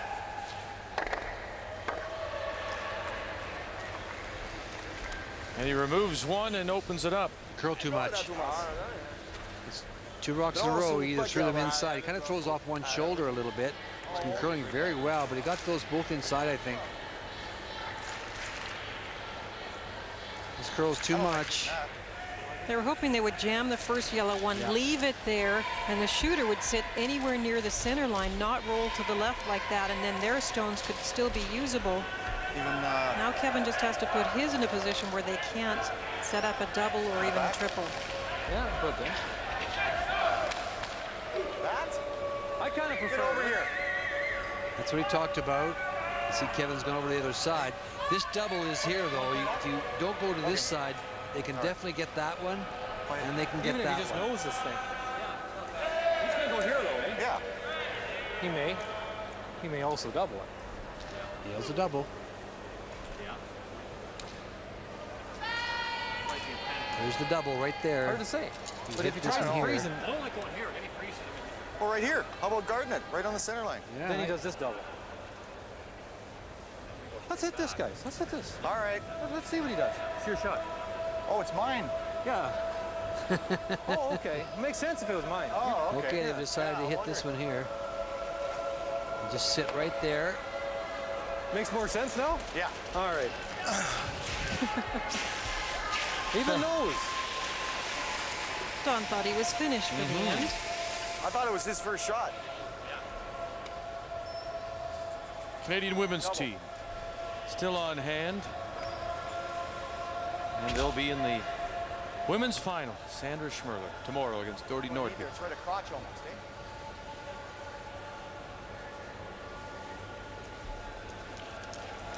Final stone for the Canadian third. Don Walchuk. Out here should run pretty straight. This is outside the 4-foot line. Actually backs up a bit, but he's got the advantage of having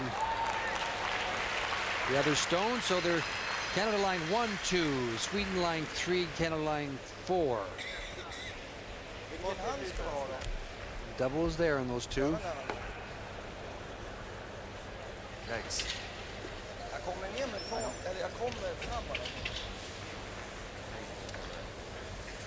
Just going to try and freeze down to them.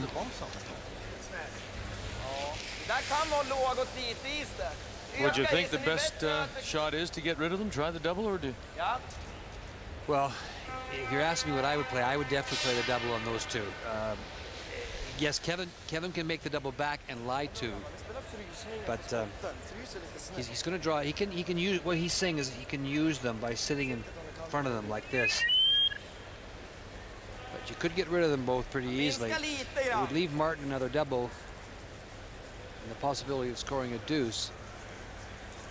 But they haven't been terribly successful finding the spot to put these rocks. They were coming around with this turn earlier and didn't know exactly where to take with the broom. This is a fairly simple double too. You definitely would leave Kevin a double as well to lie to. There's no question about that. But you might get another one yourself. So.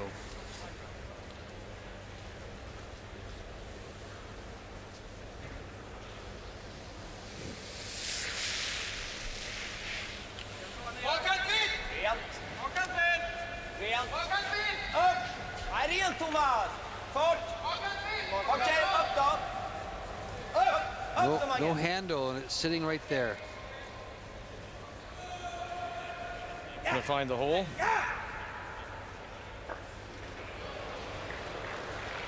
Absolutely no rotation on the handle. So as a result, they're getting different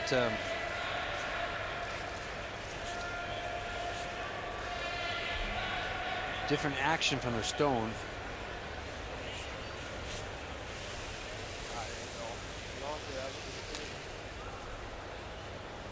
Well, Canada has had a successful record at the Worlds in recent years, from Stoughton, Burtnick, Folk, Howard, and Marcus Egler, who is here working as a commentator for Swiss TV, and David Smith, the winner in '91 in Winnipeg.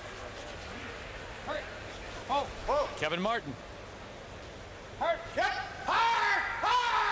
Line 4 after this. Boy, great shot. And he spread them out too.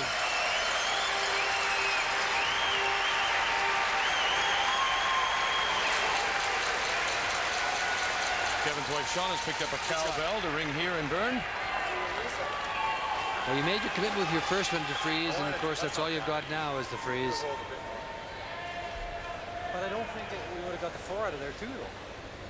I think he hit it as good as we could. Yeah. We could move both. Yeah. If he locks it solid, I don't think we can get him out with a dynamite.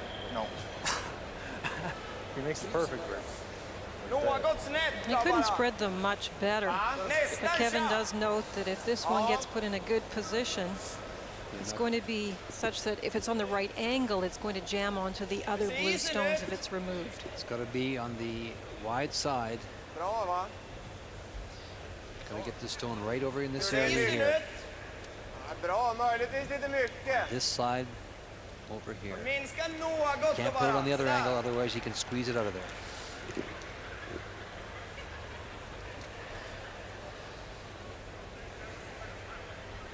And if you don't make this, you might as well go home. It's a must shot for Sweden and Peter Lindholm. He faces the possibility of giving up 5.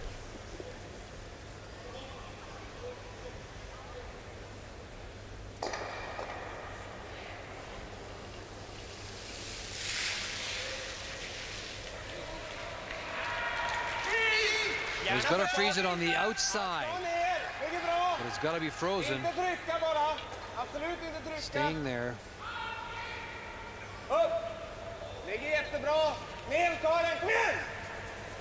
Narup and Swartling trying to glue it to the face. Oh, it's a great shot, I'll tell you. You bet. What a pressure shot by the Swedish skip, Peter Lindholm.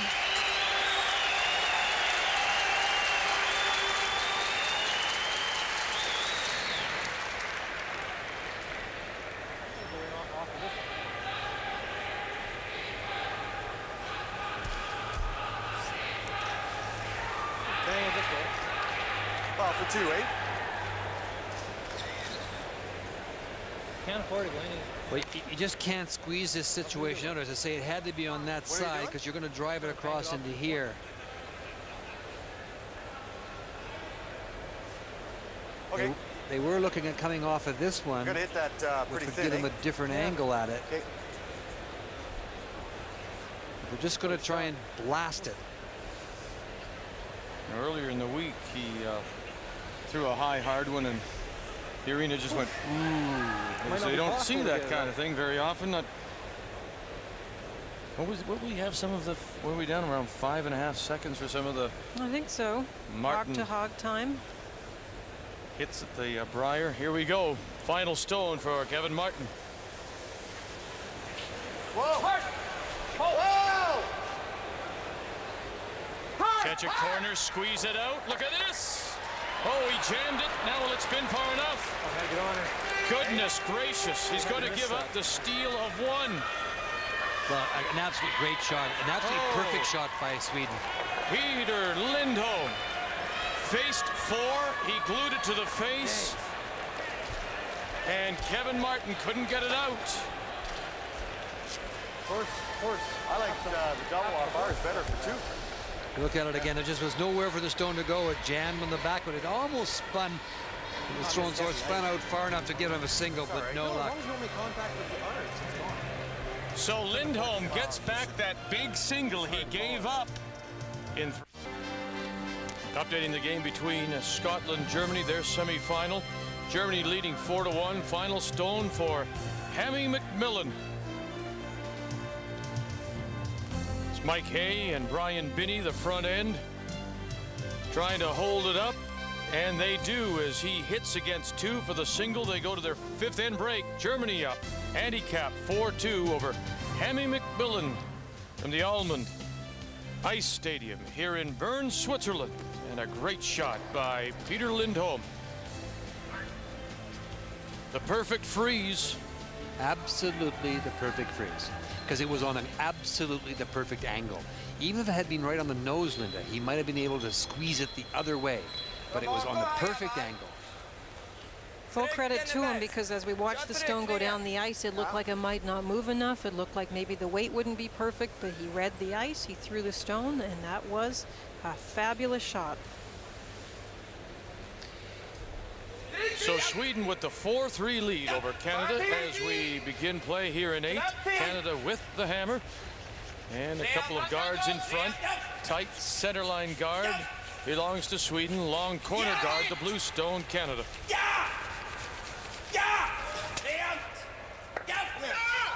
And the little tap and the bump.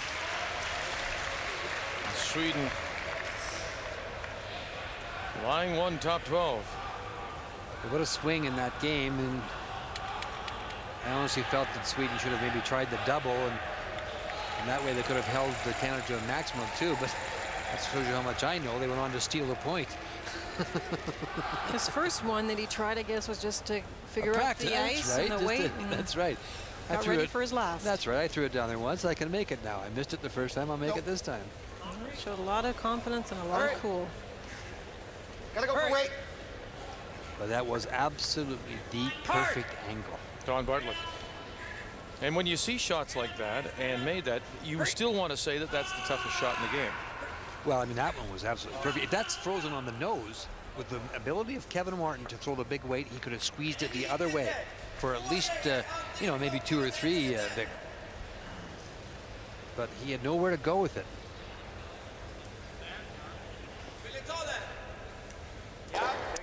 Once again, Kevin on the offense, down 1, playing 8 with the hammer.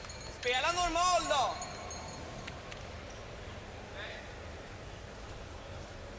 Är ni säkra på den här?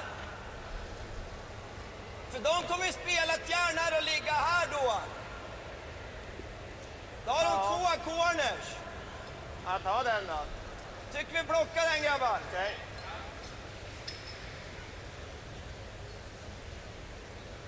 Talking about going after the stones that are protecting the one in the house, but decided instead to peel the other corner. Magnus Swartling.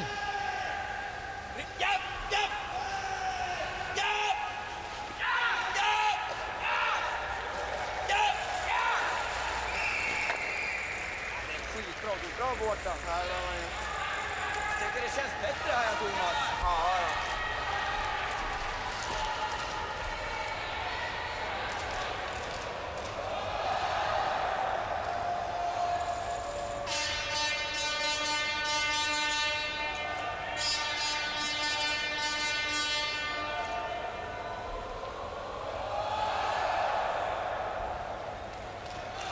Rudy Remsharen.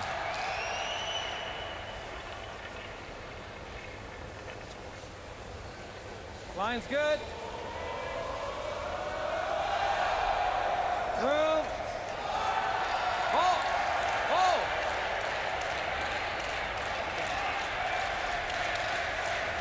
Hurry! Here it comes. Hurry. It'll move big time here. Kevin, here it comes. Trying to get it buried. Utilize those front stones. Good looking shot. He'll put a corner behind that stone sitting top 12. Well, there's a bit of electricity in the building now. You can hear the crowd getting into this, and you can sort of feel a bit of a momentum shift. Sweden getting away with a bit of a break last end after that fabulous shot, though. So now Canada trying to get back, get their 2 points this end.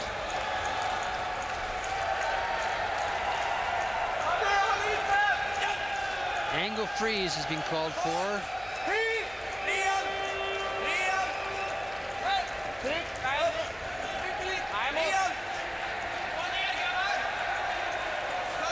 Starts to move about here.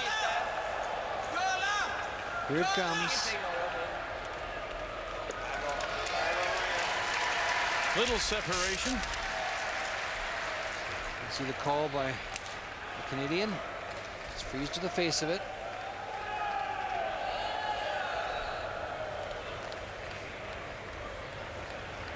We had the top 32 teams in the country in Winnipeg for the World Curling Tour Championships, and the ice was, Shorty Jenkins was there to make the ice, and it was just an unbelievable display of shot making. This kind of shot making, Linda, you know, the angle freezes, the tap backs.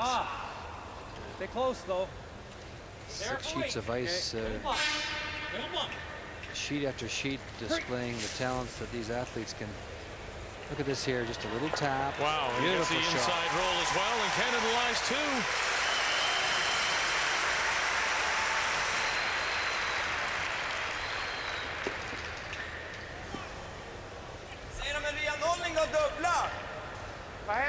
Sweden trying to find out if any of that first blue stone is visible.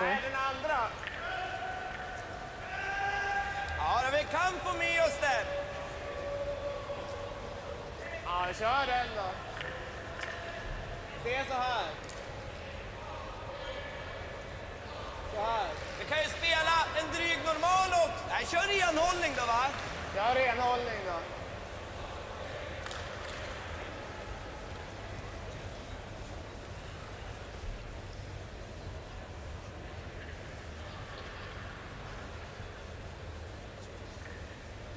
Thomas Norden as we play here in 8. Sweden leading 4-3. Canada with the hammer.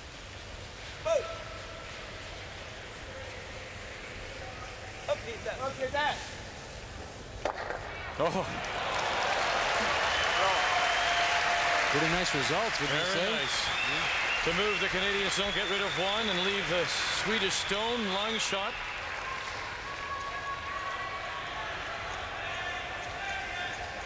Sometimes a shot like that, Linda, can really. Funny momentum shift, huh? Here it is again. He catches it almost perfect. Just ticks the back one. Almost got them both out of there. It's a strange game that way, isn't it, Linda? Sometimes a shot like that, you know, you mentioned the momentum change, and this game's far from over because Kevin Martin knows how to play all these angles, and he'll put a million rocks in play. And It's just there. it's a 1-point game. Hold it. It's good. Hard. It's good. Hard.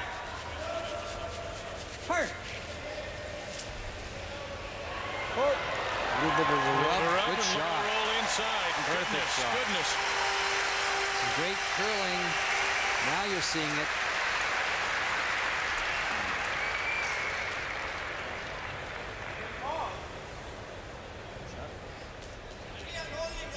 Absolutely perfect weight. It's just back 4-foot weight or back T-line weight. He just catches a corner to get it totally buried as it flips over in towards the button.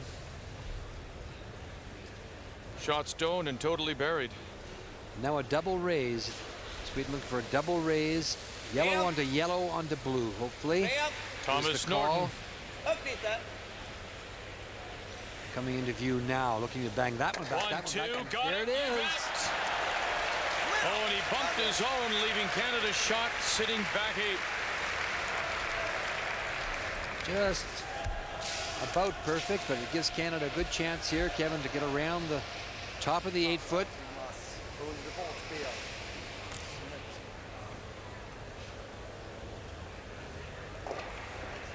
1, 2, and then just moves the shot rock a little bit to put Canada into the shot position. Kevin with a good chance now to come around. Middle of the 8-foot behind the center guard.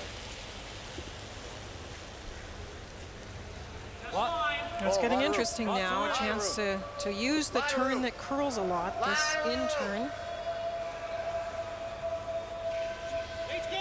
Don Walchuk. This will break, as Linda mentions. It breaks late, but it will break. Hurry. Just hurry. So close. They missed the guard by a long way. It had to be a little tighter to the guard. It's wide open. Huh? Buried it.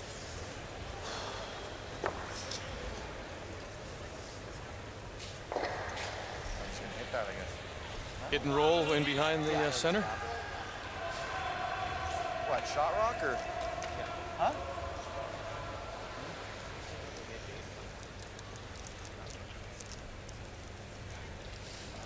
Taking a lot of ice. I'm not Yeah, sure what kind of weight they're playing at Must be this. playing it just quietly. Just tapping it back, as far as I can see. That kind of ice. It looks wide open to me, Linda. I think you could definitely hit it and definitely stay for shot. Stay right there. You might roll over in front of the back Canadian stone. He is taking a lot of ice here.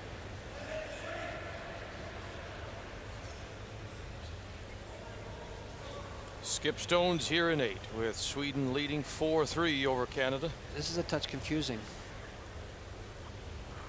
Looks wide open to me.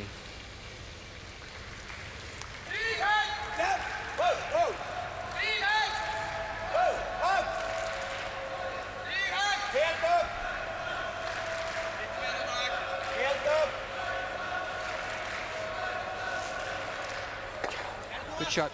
He just had too much ice. You're up right on, Luke. Because that's the perfect weight for that shot. And that's what we thought he was playing. But he just had a little too much ice.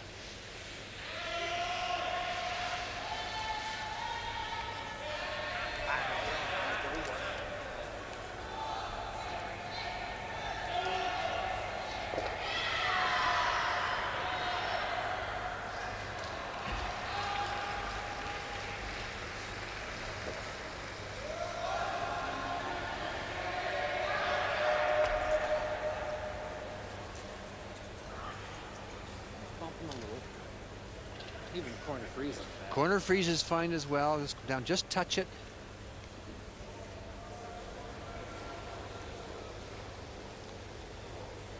Kevin Martin in his first. Hurry. Move it back 2 or 3 inches. You could be line 2. Got lots of room though. Hard. Weight's good. Weight's good. Whoa, whoa. Off. Gotta bump it just a No, bit. no, Bumping. no. Freeze. Freeze. Off. Freeze it. Whoa. Hey. Whoa. Good shot. Shot is right. Canada 1, Sweden 2. Canada 3, Sweden 4. No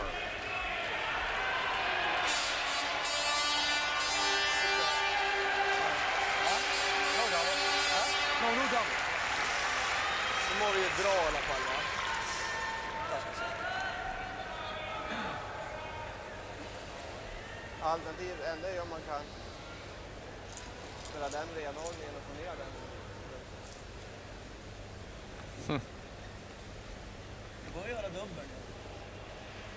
Well, he sure made a big shot last time. Here's the shot last time where he was looking at 4 and he's freezing it. He has to freeze it on the perfect angle. You'll see it hit it perfectly on this angle here, on this side over here. It's coming into play now, and watch the angle he gets it on. If it's anywhere, even on the nose, it can be squeezed out this way, but by getting it on this angle, the perfect angle, it cannot get by these two here. Kevin attempts to squeeze it out of there, but no way. If there was ever a turning point in the game, if Sweden should go on to win this, it was that shot. And that steal of 1 puts Sweden up 4-3 as we play the Skip Stones here in 8. So good looking in for Canada. Canada is shot rock. Sweden is second shot, but it's a very difficult shot to remove. You see the dilemma they have. Jag tycker vi spelar renhållningen. Frågan är, vad spelar vi på första hand då? He's trying to decide where the shooter will go after making contact with shot stone and what it will do to the yellow stones that are behind. Ja, det kanske inte, vi behöver inte flytta in den heller egentligen. Nej, han får ju ett hyfsat svårt slag ändå. Bara vi får bort den där. Sätt upp is då. Vad ska vi ha träff då? The other thing you could do, Lynn, is play an out-turn draw around the center guard. Och du är med på att vi har ju dubbeln också. Vi spelar inte på det, men det är med när han kommer. Mindre is. Sweden's taken a lot of time. They've used up 8 more minutes than Canada on the time clocks because they've had a lot of these discussions, lots of interesting situations they've had to deal with. Vi spelar renhållningen, grabbar. Första han ska vara ganska tungt träff. You know, he could come around here and try and get it here, and even if you're in behind this guard here, because even if you're showing a little bit on this side, it would be a very hard shot for Kevin to get out for his deuce because you have to drive it that way. That's one possibility. He's gone back to the other side, and I think he's playing the shot, Rockland. I can't see from where I'm sitting. They're blocking me, but I think he's playing the out-turn hit, and he's just wondering what's going to happen if maybe his shooter can come off another yellow one and push it back and make it so that it can't be removed, and thus force Kevin to only take 1.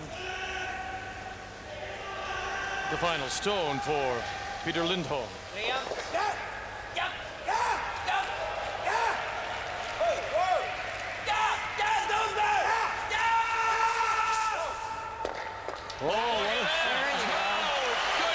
That is a great curving shot. A dangerous one, but a great one.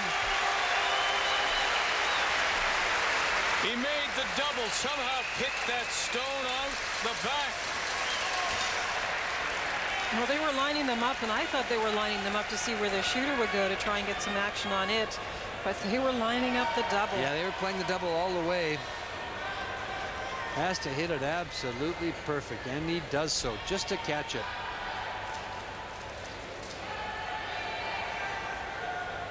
Peja Lindholm. And it takes the end right away from Canada again. And now with his final stone, drawing against 5 is Kevin Martin. Hard! Hard! Hard! Hard! Come on! Hard! Here comes Don Walchuk. He can't be liked. Okay. Cross that, guys. Oh my goodness. I didn't think that double was there. Oh, yeah, I had to walk forward, but drive the guy crazy. Kevin Martin gets 1 when he thought he'd get a lot more. We're all tied 4-4 through 8.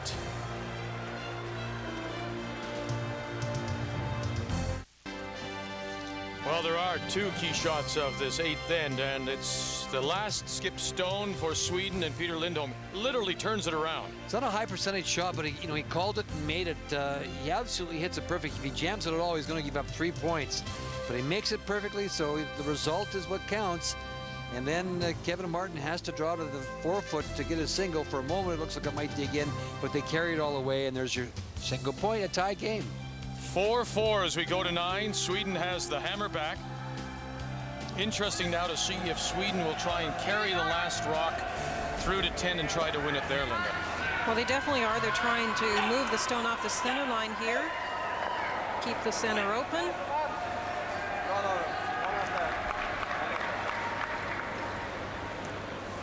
They get the corner guard and they push the one rock into the middle, but it is Off to the side, away from that center line.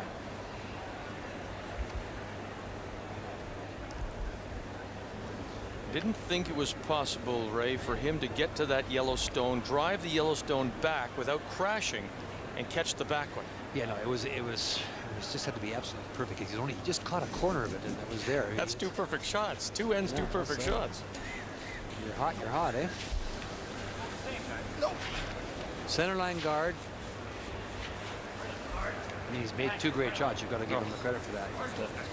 Kevin, the Canadians played at a great end. They kept manipulating the rocks, getting them in position, setting up the possible deuce, which is the control point, but it just didn't work. And how deflating is that, Linda, for Kevin Martin, you think? Well, I was really impressed with the way he threw his draw, because that can be very discouraging to see an end build up twice, 2 ends in a row, where you thought you'd have a chance for several points, not just 2, and it just went away. So credit to Canada for keeping their cool, getting their single, and there's still lots of time left, lots of opportunities with this 4-rock rule. Okay, stand up there.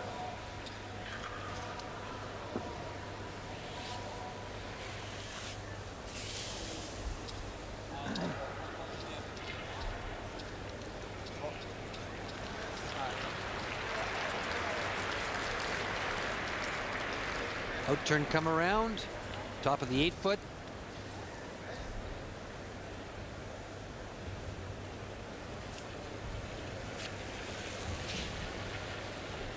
Rudy Remsharon. Okay, room. It's gonna need it. Okay. Yeah, it's wide open though.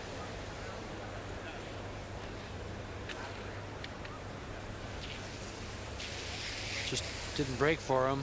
Yeah, didn't give him much ice. Update for you, Scotland and Germany as they play in 7. They blanked 6, Germany leading 4-2. Final stone for the German skip, Andy Kapp, who makes the hit and will pick up one more.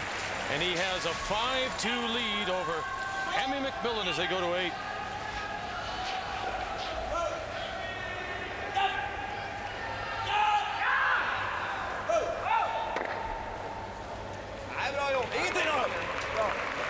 Nice roll.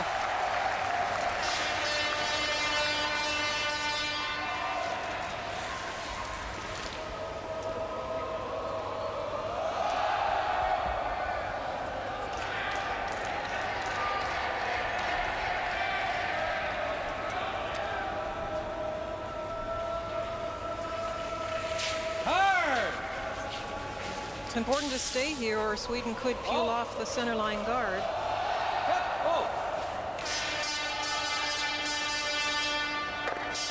Nice shot.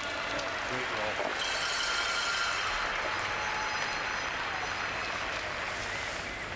He's looking. Now. He's looking at the angle. Why not? Well, he's making everything else. Yeah, you could also you could also run the yellow rock straight back.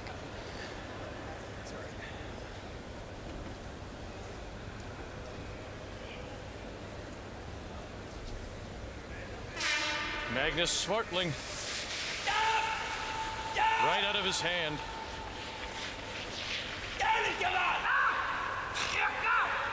Wasted shot. The corner is still there, and Canada's line 1. That is a strange call.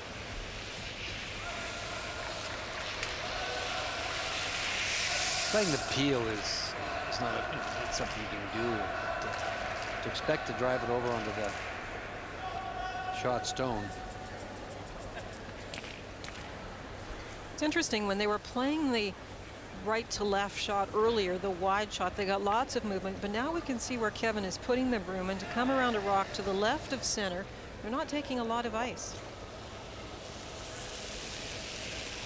He's close. Okay. Line, hurt. Hard for line. Don Walchuk. And the first for the Canadian third in 9. Hurry. Hard. Okay, we're by. Sweden trying to keep that center open. Look at that. Absolutely. Move over. Great shot. Look at that. Yeah.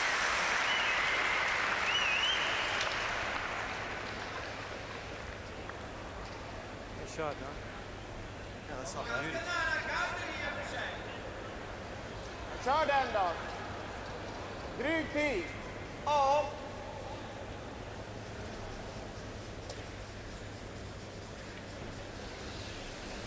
Thomas Norden.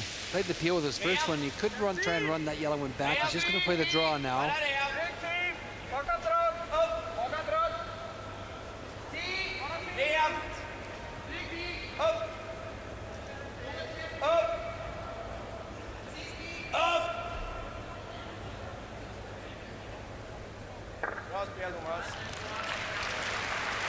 And now this situation changes too, doesn't it, Linda, for Sweden? Because if they had any thoughts of trying to control the hammer, that's gone. Now they have to go for their 2. That's what they're looking for, definitely. That's a nice shot, but Kevin feels he can come around and move it. Let's bump it back. Okay. Even here is good. Okay. Yeah. Yeah.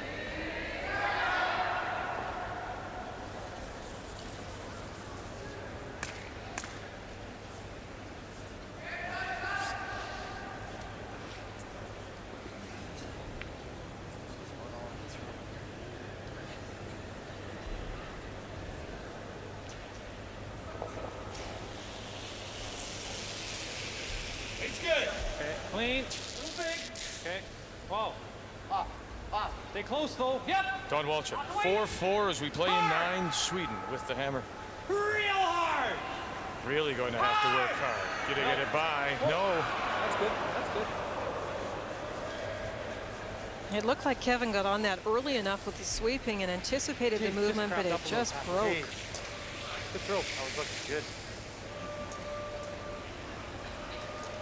De har ju skotten. Oh, he threw that good, man. Yeah. Just picked a little one. Yeah, just went. Just broke a little bit, just picked a bit, he said, just because it made a big move. En kylig rilla, den är farlig. Det vore den. Ja, men kör på att dra ner mot deras då. Dra direkt i luckan. Ja. Ja.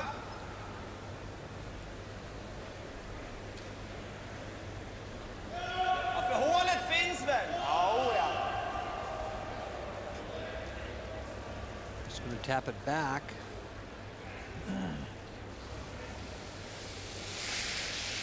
Ben. Bakhand runt. Bakhand runt. Upp. Bakhand runt. Bakhand ner. Bakhand ner. Upp.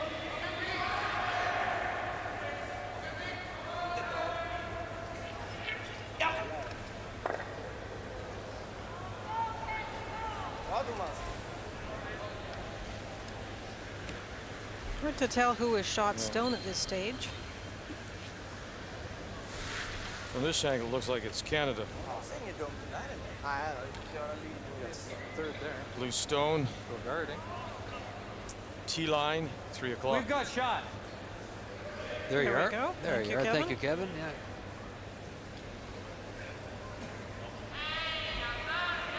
Nice to make it double. If we jam it though. That's great. So guard. This guard ain't bad. You know what he's doing? He's coming here. Then we can go on. With the shot stone right here, you hear what they're trying to hear what they're saying here. Or the double, we jam it, we're in big trouble. If you try the double, we jam it. If you try the double, Especially if it doesn't curl and get driving that one straight back and catching the back one, great. But if you ever jam it onto that one, you're Make going to sure say you hit it big on trouble. Inside, eh? Yeah. We've got shot rock though, eh? What do you like? Well, we gotta make the double, eh? Down normal. Okay. Double they're talking about. Otherwise, he makes one real good one, and Well, we're not gonna. If we make the double, we're not gonna stay here. no, we're gonna roll away. Yeah? We're gonna roll away. So we're giving him a freeze either way, right? If I throw a guard here, we're giving him a freeze. So we freeze.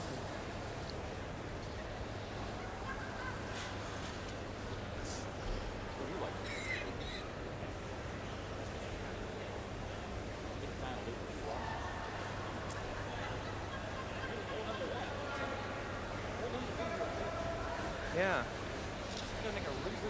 Double they're talking about is this double here. Hitting that one there, straight back there, pushing that way and going that way, and your shooter would roll into this area here. Not quite that far, but let's make the double. They went down, started to play the guard. If I make it, it's a great shot. Now they're talking about playing the double. But we just illustrated for you. There it is. If you can't jam this, you really are in trouble. Linda, does the way the ice curl make these shots easier or more difficult? Well, when Kevin plays the kind of weight he plays at these doubles, it really doesn't come into effect. He knows what this is going to do. You just have to throw it cleanly at the broom. And the fact that he says, look, if I make it, it's a great shot, but could he also wear the goat horns here in the shot like this? If you jam it, they're going to be lying 3 on you.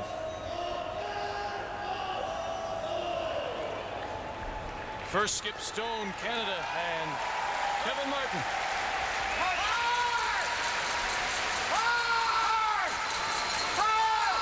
If you make it, it's a great shot. It actually overcurled into too tight to the guard. Jeez. Danger for going.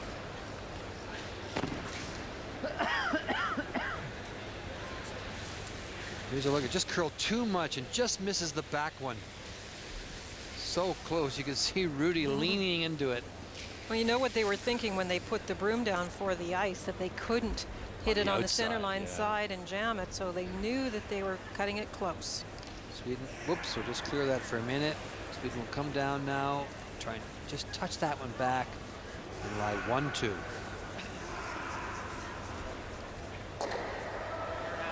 And it will certainly move there.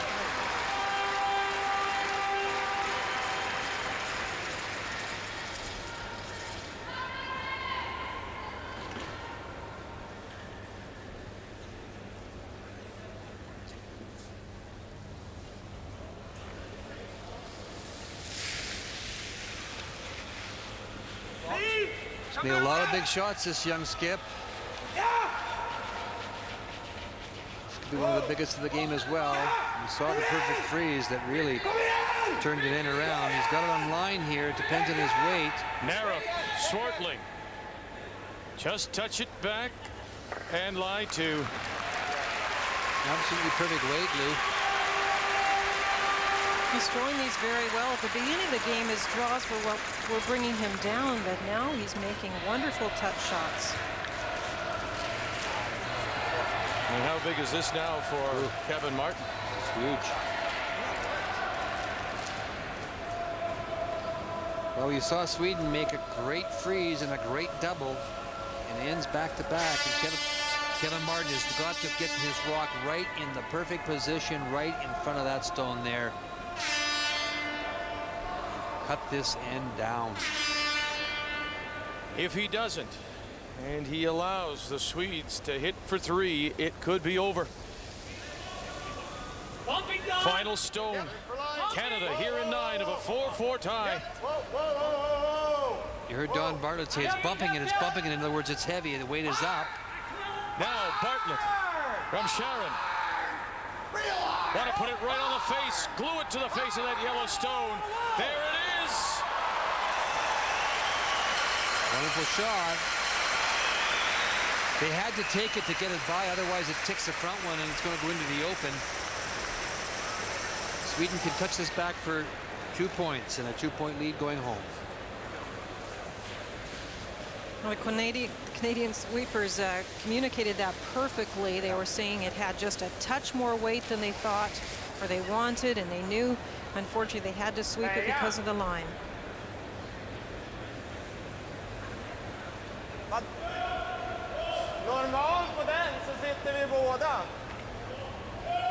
I don't know what they're talking about here. If he comes down this way here, just touches this one back and get a deuce.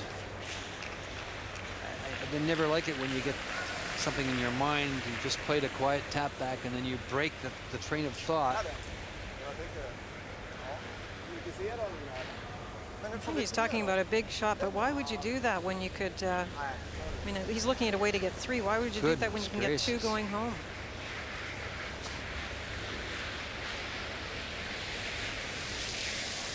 fel. Fan ser jag som var bättre. Spelar samma sak.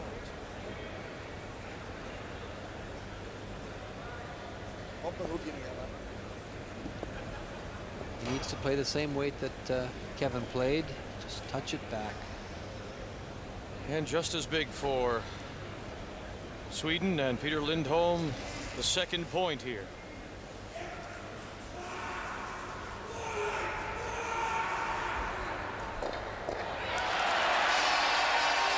And the powers of concentration with the crowd responding to the game between Germany and Scotland.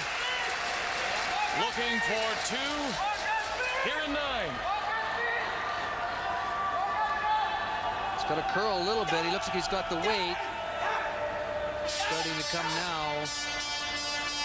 Quiet little tap back for 2. Little bump.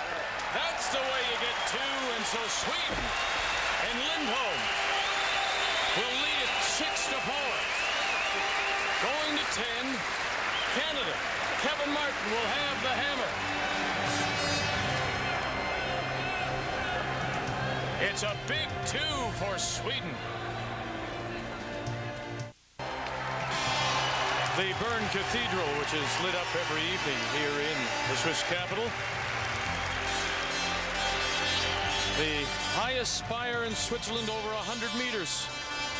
As we go to the 10th, and Canada coming home will have the hammer, but down by 2 to Sweden in this men's semifinal of the Ford Worlds. Well, the young Swedish skip has just made so many sensational shots, shots that, you know, a couple that were, the percentage of making them was so low, but this last part of this game, Linda, he's just, you know, he got off the little, he hit and rolled out in one end, otherwise you could have another point, and, but the last couple ends, he has made a game saver, obviously in a perfect freeze, and then a sensational double where percentage of making the double was so low. And when you're hot, and he certainly is that. Trying to tick.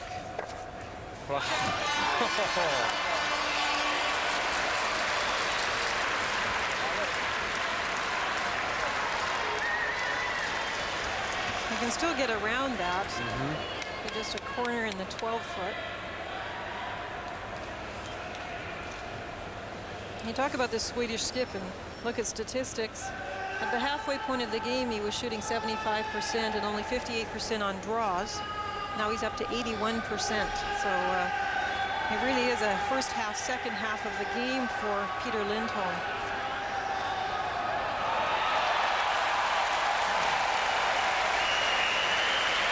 It's the best 81% you'll ever see.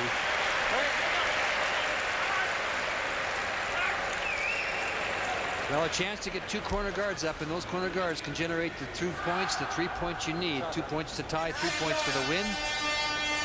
Sweden obviously recognizing that.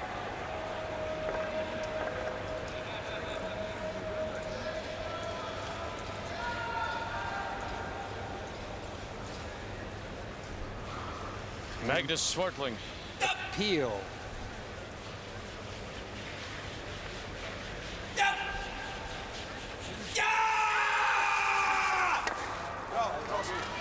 It's strange he peels it that way, Linda, don't you think, across the face? We usually see the peels with the big weight played from the outside in. You take the edge of the stone and you throw it big and it sits right there. Well, it has worked for them.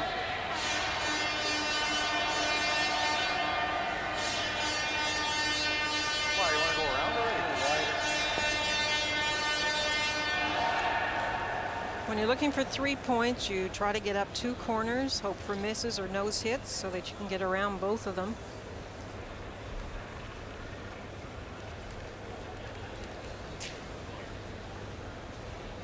Rudy Remscharen. Canada down by 2. Trailing 6-4. They do have the hammer.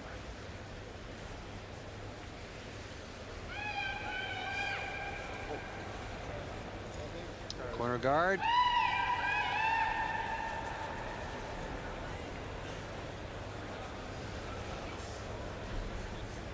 Live update for you. Scotland, Germany, as they play 8, 5-2, Germany leading.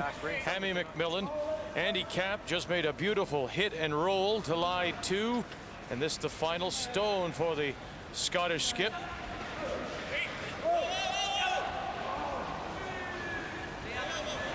Trying to draw the button. And Hammy will. Hammy McMillan stays alive. He's down by 2 as they go to 9. Well, you're right about that, Dick. Andy Kapp made an unbelievable hit and roll into that button area. Otherwise, Hammy McMillan is going to score at least a deuce. But a great draw for 1 to keep him alive. Kevin Martin playing another corner guard. And just to confirm that score, it's 5-3. Germany leading as they go to 9, and Andy Kapp to have the hammer. Just keeping an eye on the time clock. The Swedish team is down to 5 minutes. As Lynn has already mentioned, 75 minutes each team gets with no timeouts. You can see the Swedish players getting in the hack as soon as the Canadian rock is underway. They're getting ready. The benefit for them is they're playing peels, and that doesn't take as much time. And they're playing them across the face each time. There's been no change in that pattern. They made them each time, so that's the way to play them, I guess. Thomas Norden.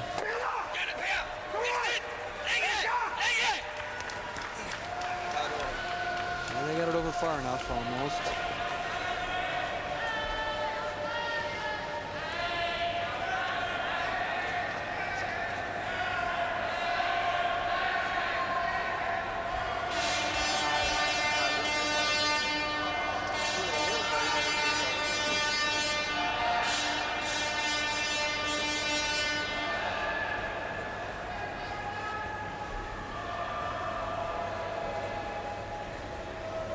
Now he tries to use anything he's got, and he can see the reaction. What else have I got?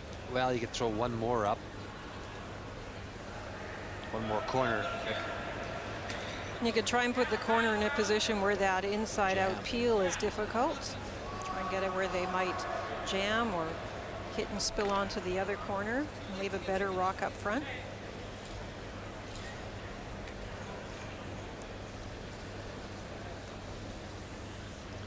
In turn, come around. Let's remember, though, with the 4-rock rule, if you can get your 2 and 10, possibility of a steal in 11 is not as remote as perhaps in the 3-rock rule. You get 2 rocks potentially up front, and the opponent can't peel them. They can only try those kicks. And Martin has loved that 4-rock rule this week. They want this behind the tee line now. Get it back as far as they can. They can get a nose hit, then they can sit on top of it. That's good. Test it. First one. Yeah. Get a little adventurous with the next one. Oh no, right.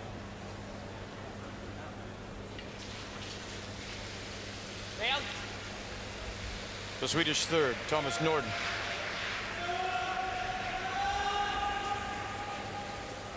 Haven't made many mistakes since they were able to pick up that brilliant steal with the perfect freeze in 7. So they'll cut their ice down a little bit here.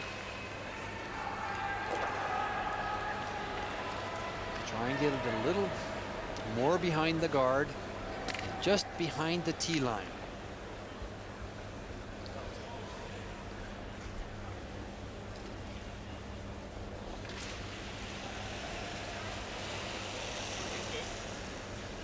Hurry. Okay, room. Room. Line room. Line. Out. Right on. Oh.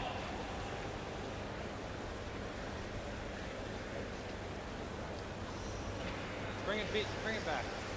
Not through though. That one seemed to take exactly the same path as the first one.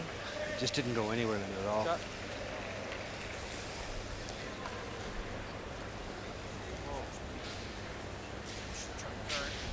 What's that? Oh, this next one we're gonna.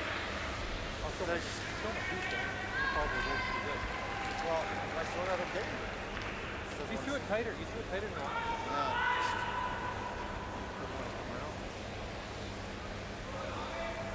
Skip stones to come here in 10.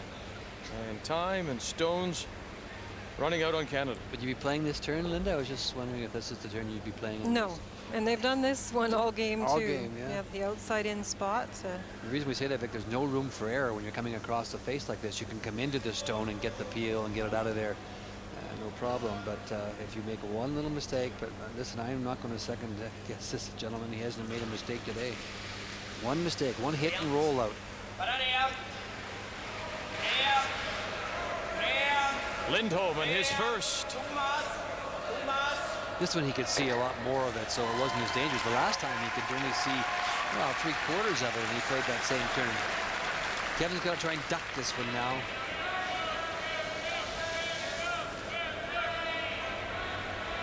One chance.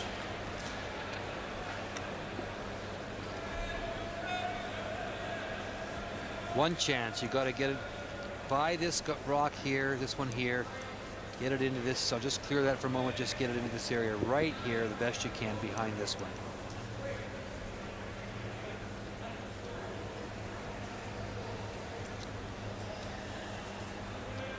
It's been a long, long season for Kevin and this team. They worked hard. Going into the Briar course, they didn't have an Olympic berth into Brandon. And they won the Briar, and that gave them that berth. And now they've come to the World Championships. Trying to win it.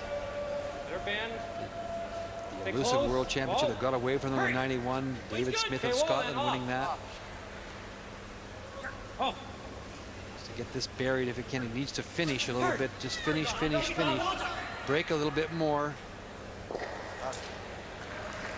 Well, for sure with the intern coming in towards it, they can see it. So they won't be able to play there across the face. And this is the game here if they can remove this shot. And if Peter Lindholm does make the shot, it'll be his series of rocks in the second half of this game that people will remember. Just an incredible display.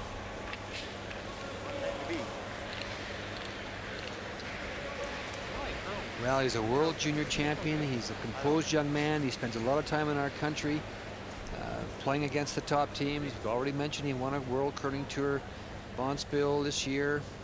Qualified for the World Curling Tour Championship. It's a very legitimate, very strong team. He takes his time. A little less ice is the call.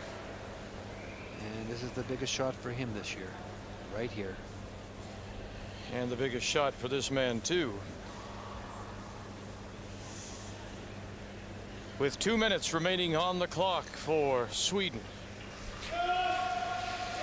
The chance to run Canada out of stones and advance to the final. Get it by the guard. That's they do. It. There it is. Sweden is through to the final. Well, he played a marvelous game, Vic. There's just nothing more you can say about Peter Lindholm. It's absolutely as good a game as you see an individual play. He saved them end after end. And you know what? Kevin Martin will be the first one to tell you that Peter Lindholm is a friend. They've become very close. Oh, Bern, Diane Standard, Polish the Prairie. You are our Canadian fan. He's got friends all across the country. Peter Lindholm. Can't feel too bad now. Very composed young curler, very classy individual. Strong, strong team. He put on an individual performance. They all played well. We're not taking anything away from the team itself. They played tremendously. But Peter Lindholm and himself, and there is no question that the turning point in this game is a freeze. The toughest shot in curling.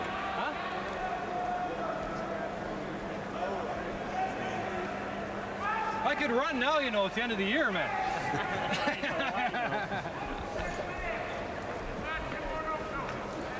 Sweden is through to the final. Who will they play? Scotland or Germany?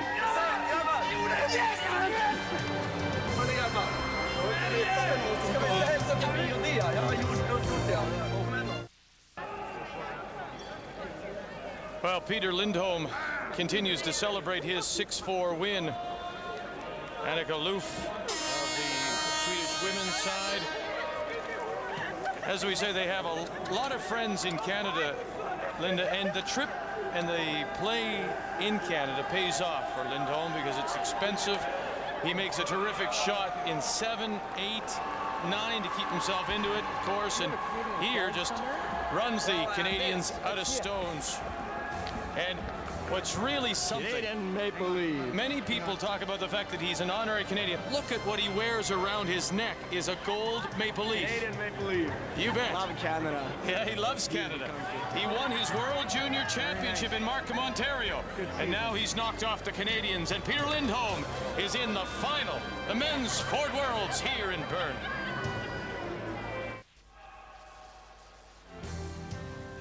Well, indeed, they do have reason to celebrate.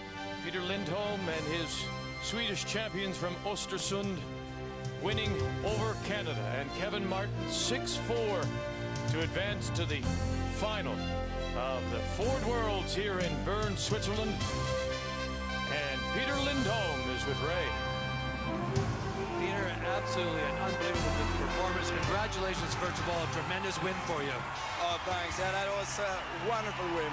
Kevin Martin is such a strong team, and we've been playing against him 3 times now, and this was the first time we won against them. Kevin is a tremendous team, and he played a fantastic game. You make an unbelievable freeze in the 7th inning, because that was really the turning point of the whole game. Yeah, well, I had to, so... When you're looking at final, and you got the freeze on the perfect angle, Peter. Anywhere on the other side, with Kevin's ability to throw the up weight, he can squeeze it out. But the angle you had it on was perfect. You couldn't jam it by the other 2 stones. Oh, that's right. If we could lay it better, we couldn't, because it was the best we could. And I have to say a big thanks to my team, but especially to the third, Thomas, because he played awesome in the beginning, because I think I was struggling a little bit. The first part of the game, it looked like you were a little off, and a couple of things worked for you. Then you hit and rolled out, which was a bad break and an extra point. But the shot on 8 was really, I'll be honest with you, Peter, I really thought that you'd play the out-turn come around where Kevin couldn't get out. He'd be forced to take 1. But you picked that double up, you lined it up, and you made the double. Yeah, actually, we had 2 choices on that rock. First the double, or hit the first one and touch our own yellow one to make a freeze on the other blue. But we made a double, and that was unbelievable. That's right. If you make them, that's all that has to be said. Peter, you spend a lot of time in Canada curling. You've made a lot of friends across the country. Obviously, you won a World Curling Tour event this year. Obviously, that time in Canada has paid dividends for you. Oh, absolutely. I mean, Canada is #1 in curling. I mean, the Brier is tougher to win than a World Championships. Everybody knows that. And, I mean, you have so many very, very strong teams in Canada. So that's the reason why we're going there, because Canadian teams are like machines. They never play bad. And I remember 92, we were 3 months in Canada. And when we got back to Sweden, we played in 3 events, and we won them all, actually. And we were the first team ever in Sweden who won the double. That means the qualification for the Worlds and the Europeans. And we made that this year, too, so that was fantastic for us. Well, that's great, and congratulations. It's a wonderful curling game, but both teams put on a great performance. We wish you all the best of luck tomorrow. Thank you very much for the kind words about our country, and good luck tomorrow, Peter. Thank you. Thanks, Ray. Victor, back to you. Thank you, and congratulations as well to Peja Lindholm. Who will he play, Scotland or Germany? They are playing the 9th, 5-3, Germany leading, and they do have the hammer and Scotland. Their final stone now from Hammy McMillan. Scotland is lying 2, back 4, back 8. They're putting a guard on the shot stone. Got quite a good situation setting up.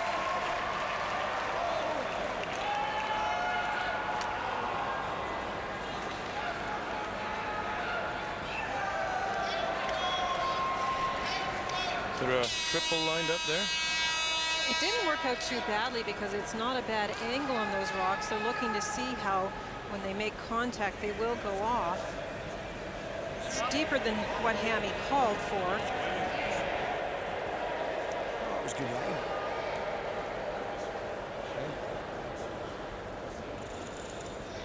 The German champions, skipped by Andy Kapp from the Füssen Curling Club. Feeling genau Nase trifft, ist kein Problem. Vielleicht ein bisschen weniger, Oli. Sie nicht rausfallen. Weniger. His brother Uli Kapp is the third. Just changing the ice a little bit. This is one of those games. Hammy McMillan, the Scottish skip, is curling 83%. Well, Andy Kapp is curling 92%, and he's 100% on his draws. Sweden and Germany tied at 6-3. Final stone for Germany. Watch them go now. Look at this. He moved it far enough. He jammed it a little bit. Did he get his one, or did he give up the steal?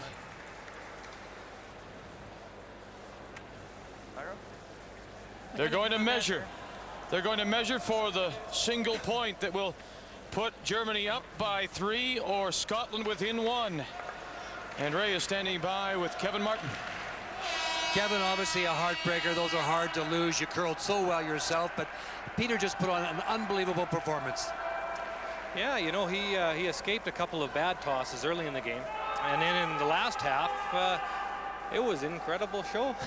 You know, we had him in huge trouble lots, and he made some shots that, you know, I don't even know if I'd call them, but he made them anyway, you know. So what the heck, you know, you got to give all power to him. He curled wonderful. That's right. I said the same thing. In particular, he makes an unbelievable freeze in 7 against the big end. Otherwise, the game is over. But as you just said a moment ago, he called it and made it.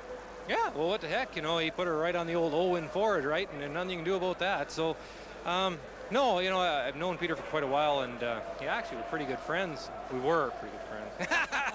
Till this game.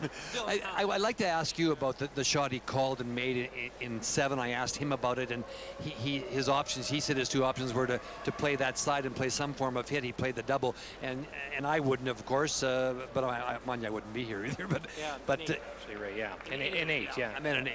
I kind of thought, yeah, I actually, you know, when the Rocks came to rest, I didn't think he had a double. No, I really didn't. You know, I even when he threw it, I'm thinking, well, I've got a bump for 2 no matter what he does, right?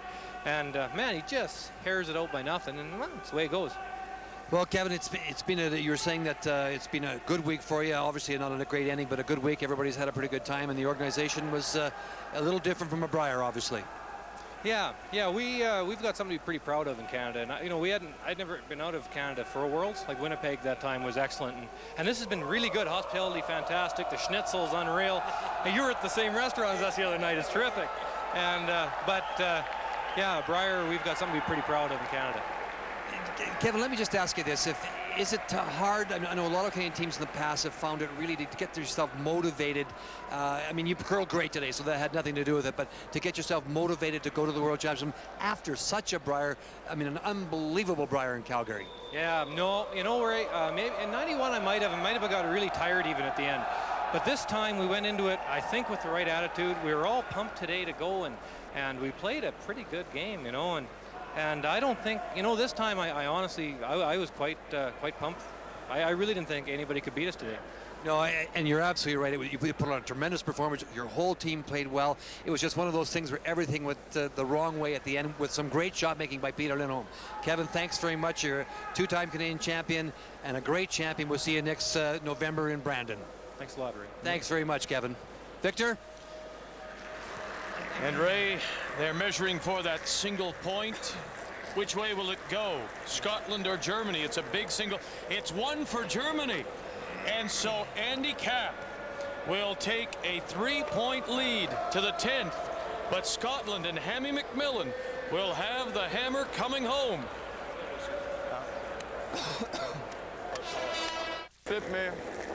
Welcome back to Bern, Switzerland, and TSN's continuing coverage of these semifinals of the '97 Ford World Curling Championships. Sweden has qualified for the men's final with their win over Canada. The other semifinal to be decided now in this 10th end, and Germany is in control, Linda, leading 6-3 over Scotland, but Hammy McMillan does have the hammer. Well, Scotland's struggling to get some guards up, but when you started today, when you look back, you thought in women's play, yes, it would be Canada and Norway the favorites, and they have made it to the final. But when you came out for these games, these men's games, you definitely looked at Canada, who had been playing well, and Scotland, who had the same record. They were tied after round-robin play for the top spot, and thought those were the 2 teams that would emerge. The story has been Andy Kapp and Peja Lindholm.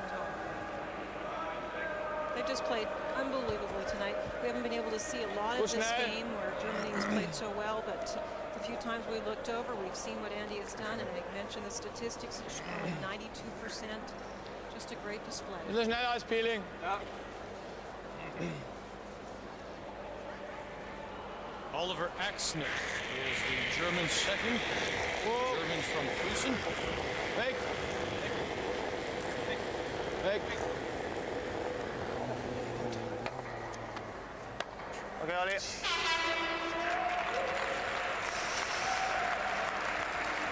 The Germans got off to a great start this week, along with Denmark and Canada winning their first 4. All 3 of those teams were all 4-0 to start the competition, but then Germany lost 3 in a row, and they sort of got it back with a win over Canada. That's right. To go to 5-3, and now look at them as they are on the verge of going into the final against Sweden. Whoa. Square them up. Square them up. Whoa, whoa. Square it, square it, square it. Whoa, whoa, whoa. Come on, come on. Whoa. Shot. This is the 6th appearance at a World Championship for Kapp. Twice previously in 94 and 95, he finished 3rd, so this would be for him his best result, getting through to the final. I've known Andy Kapp for a while, and Keith Wendorf is their coach. He works with them a lot. There's a miss. That'll make it a little more interesting. They play with 5 players.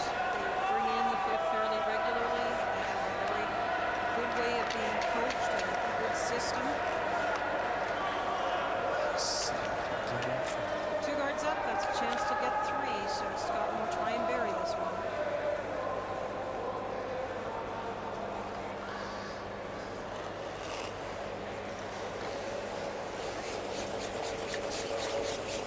T-line!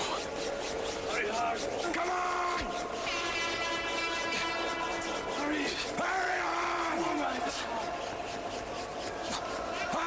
Make room for him up! Scottish second Michael Hay will come up a little light.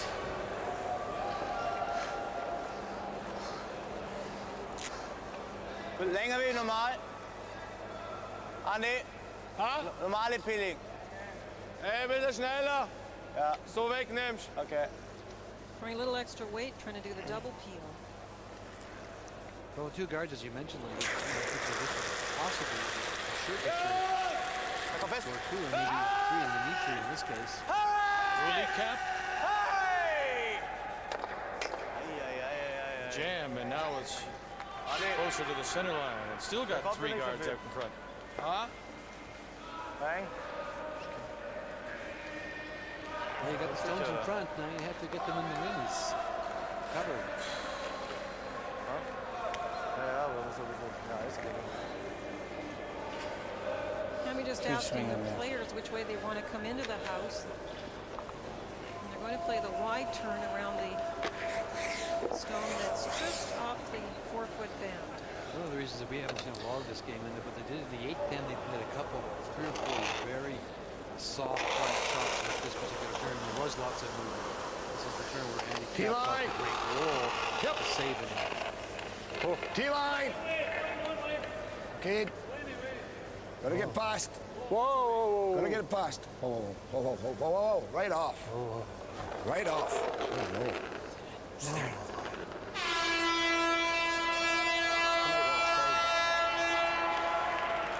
can see the movement. It was a little bit deep, and that means that it curled out past the guard and was wide open. Norman Brown. Came out in the open other side, as one suggests.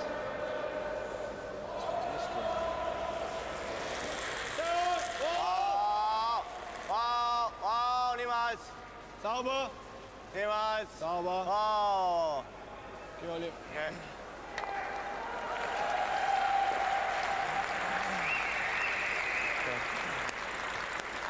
Scotland has 3 stones remaining. Huh? Nej, nej.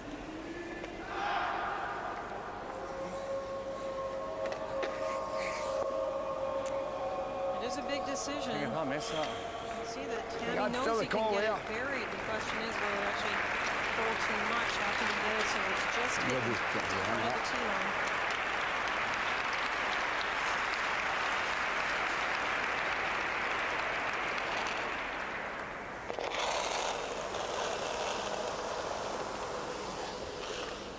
Good line.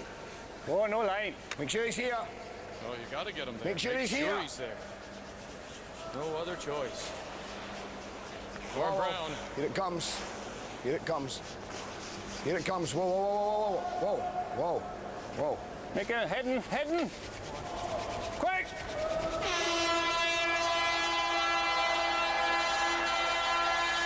Interesting. I find this interesting when they're coming this way. You got your first in there.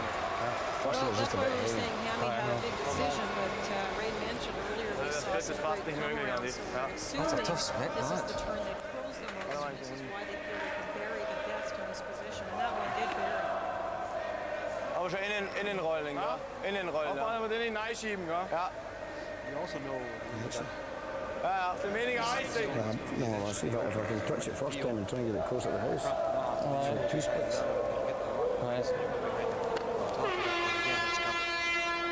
Hälfte treffen. Only 2 rocks to come, however. So if they peel If you had this... 7 more, Yeah. it was a great plan. You know, I thought you'd go out on a big finish. Yeah. Something to remember for the start of next season. Well, you have to say, I just did get back up here. Yeah, chance to win it here if he can get by the guard, but he'll crash instead. So a little more life for Hammy McMillan in Scotland. Oh, they were just really trying to get that one off the front. Was schon halb drauf. Hammy's having to look to generate some points now. He's looking at a split. Gut kontrolliert da. Den mal, Leute.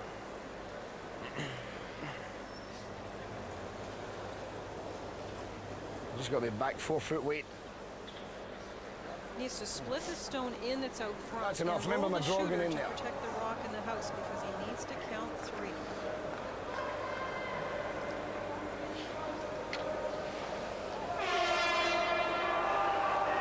That's what I've got to do. Down here, hitting this one, try to push this one in here. And roll over into this area here, protecting this one. I'll put that one in behind the guard and guard this one.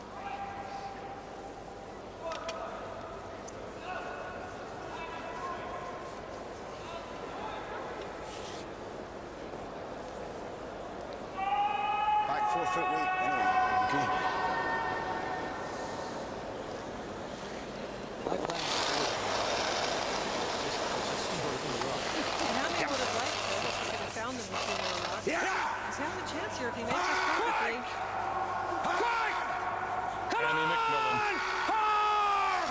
trying to keep him and Scotland alive. had they had a little thinner, it wouldn't have pushed it to the rings. And there it goes out the back.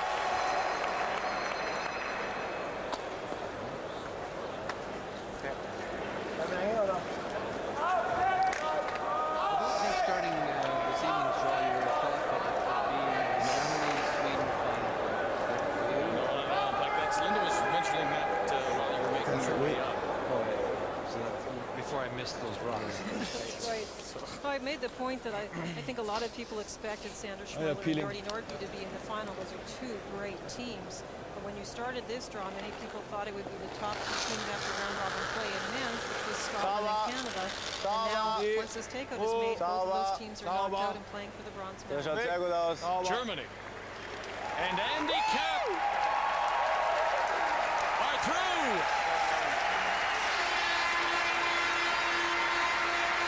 And so it will be Germany against Sweden in the men's final on Sunday here at the 1997 Ford World Curling Championships.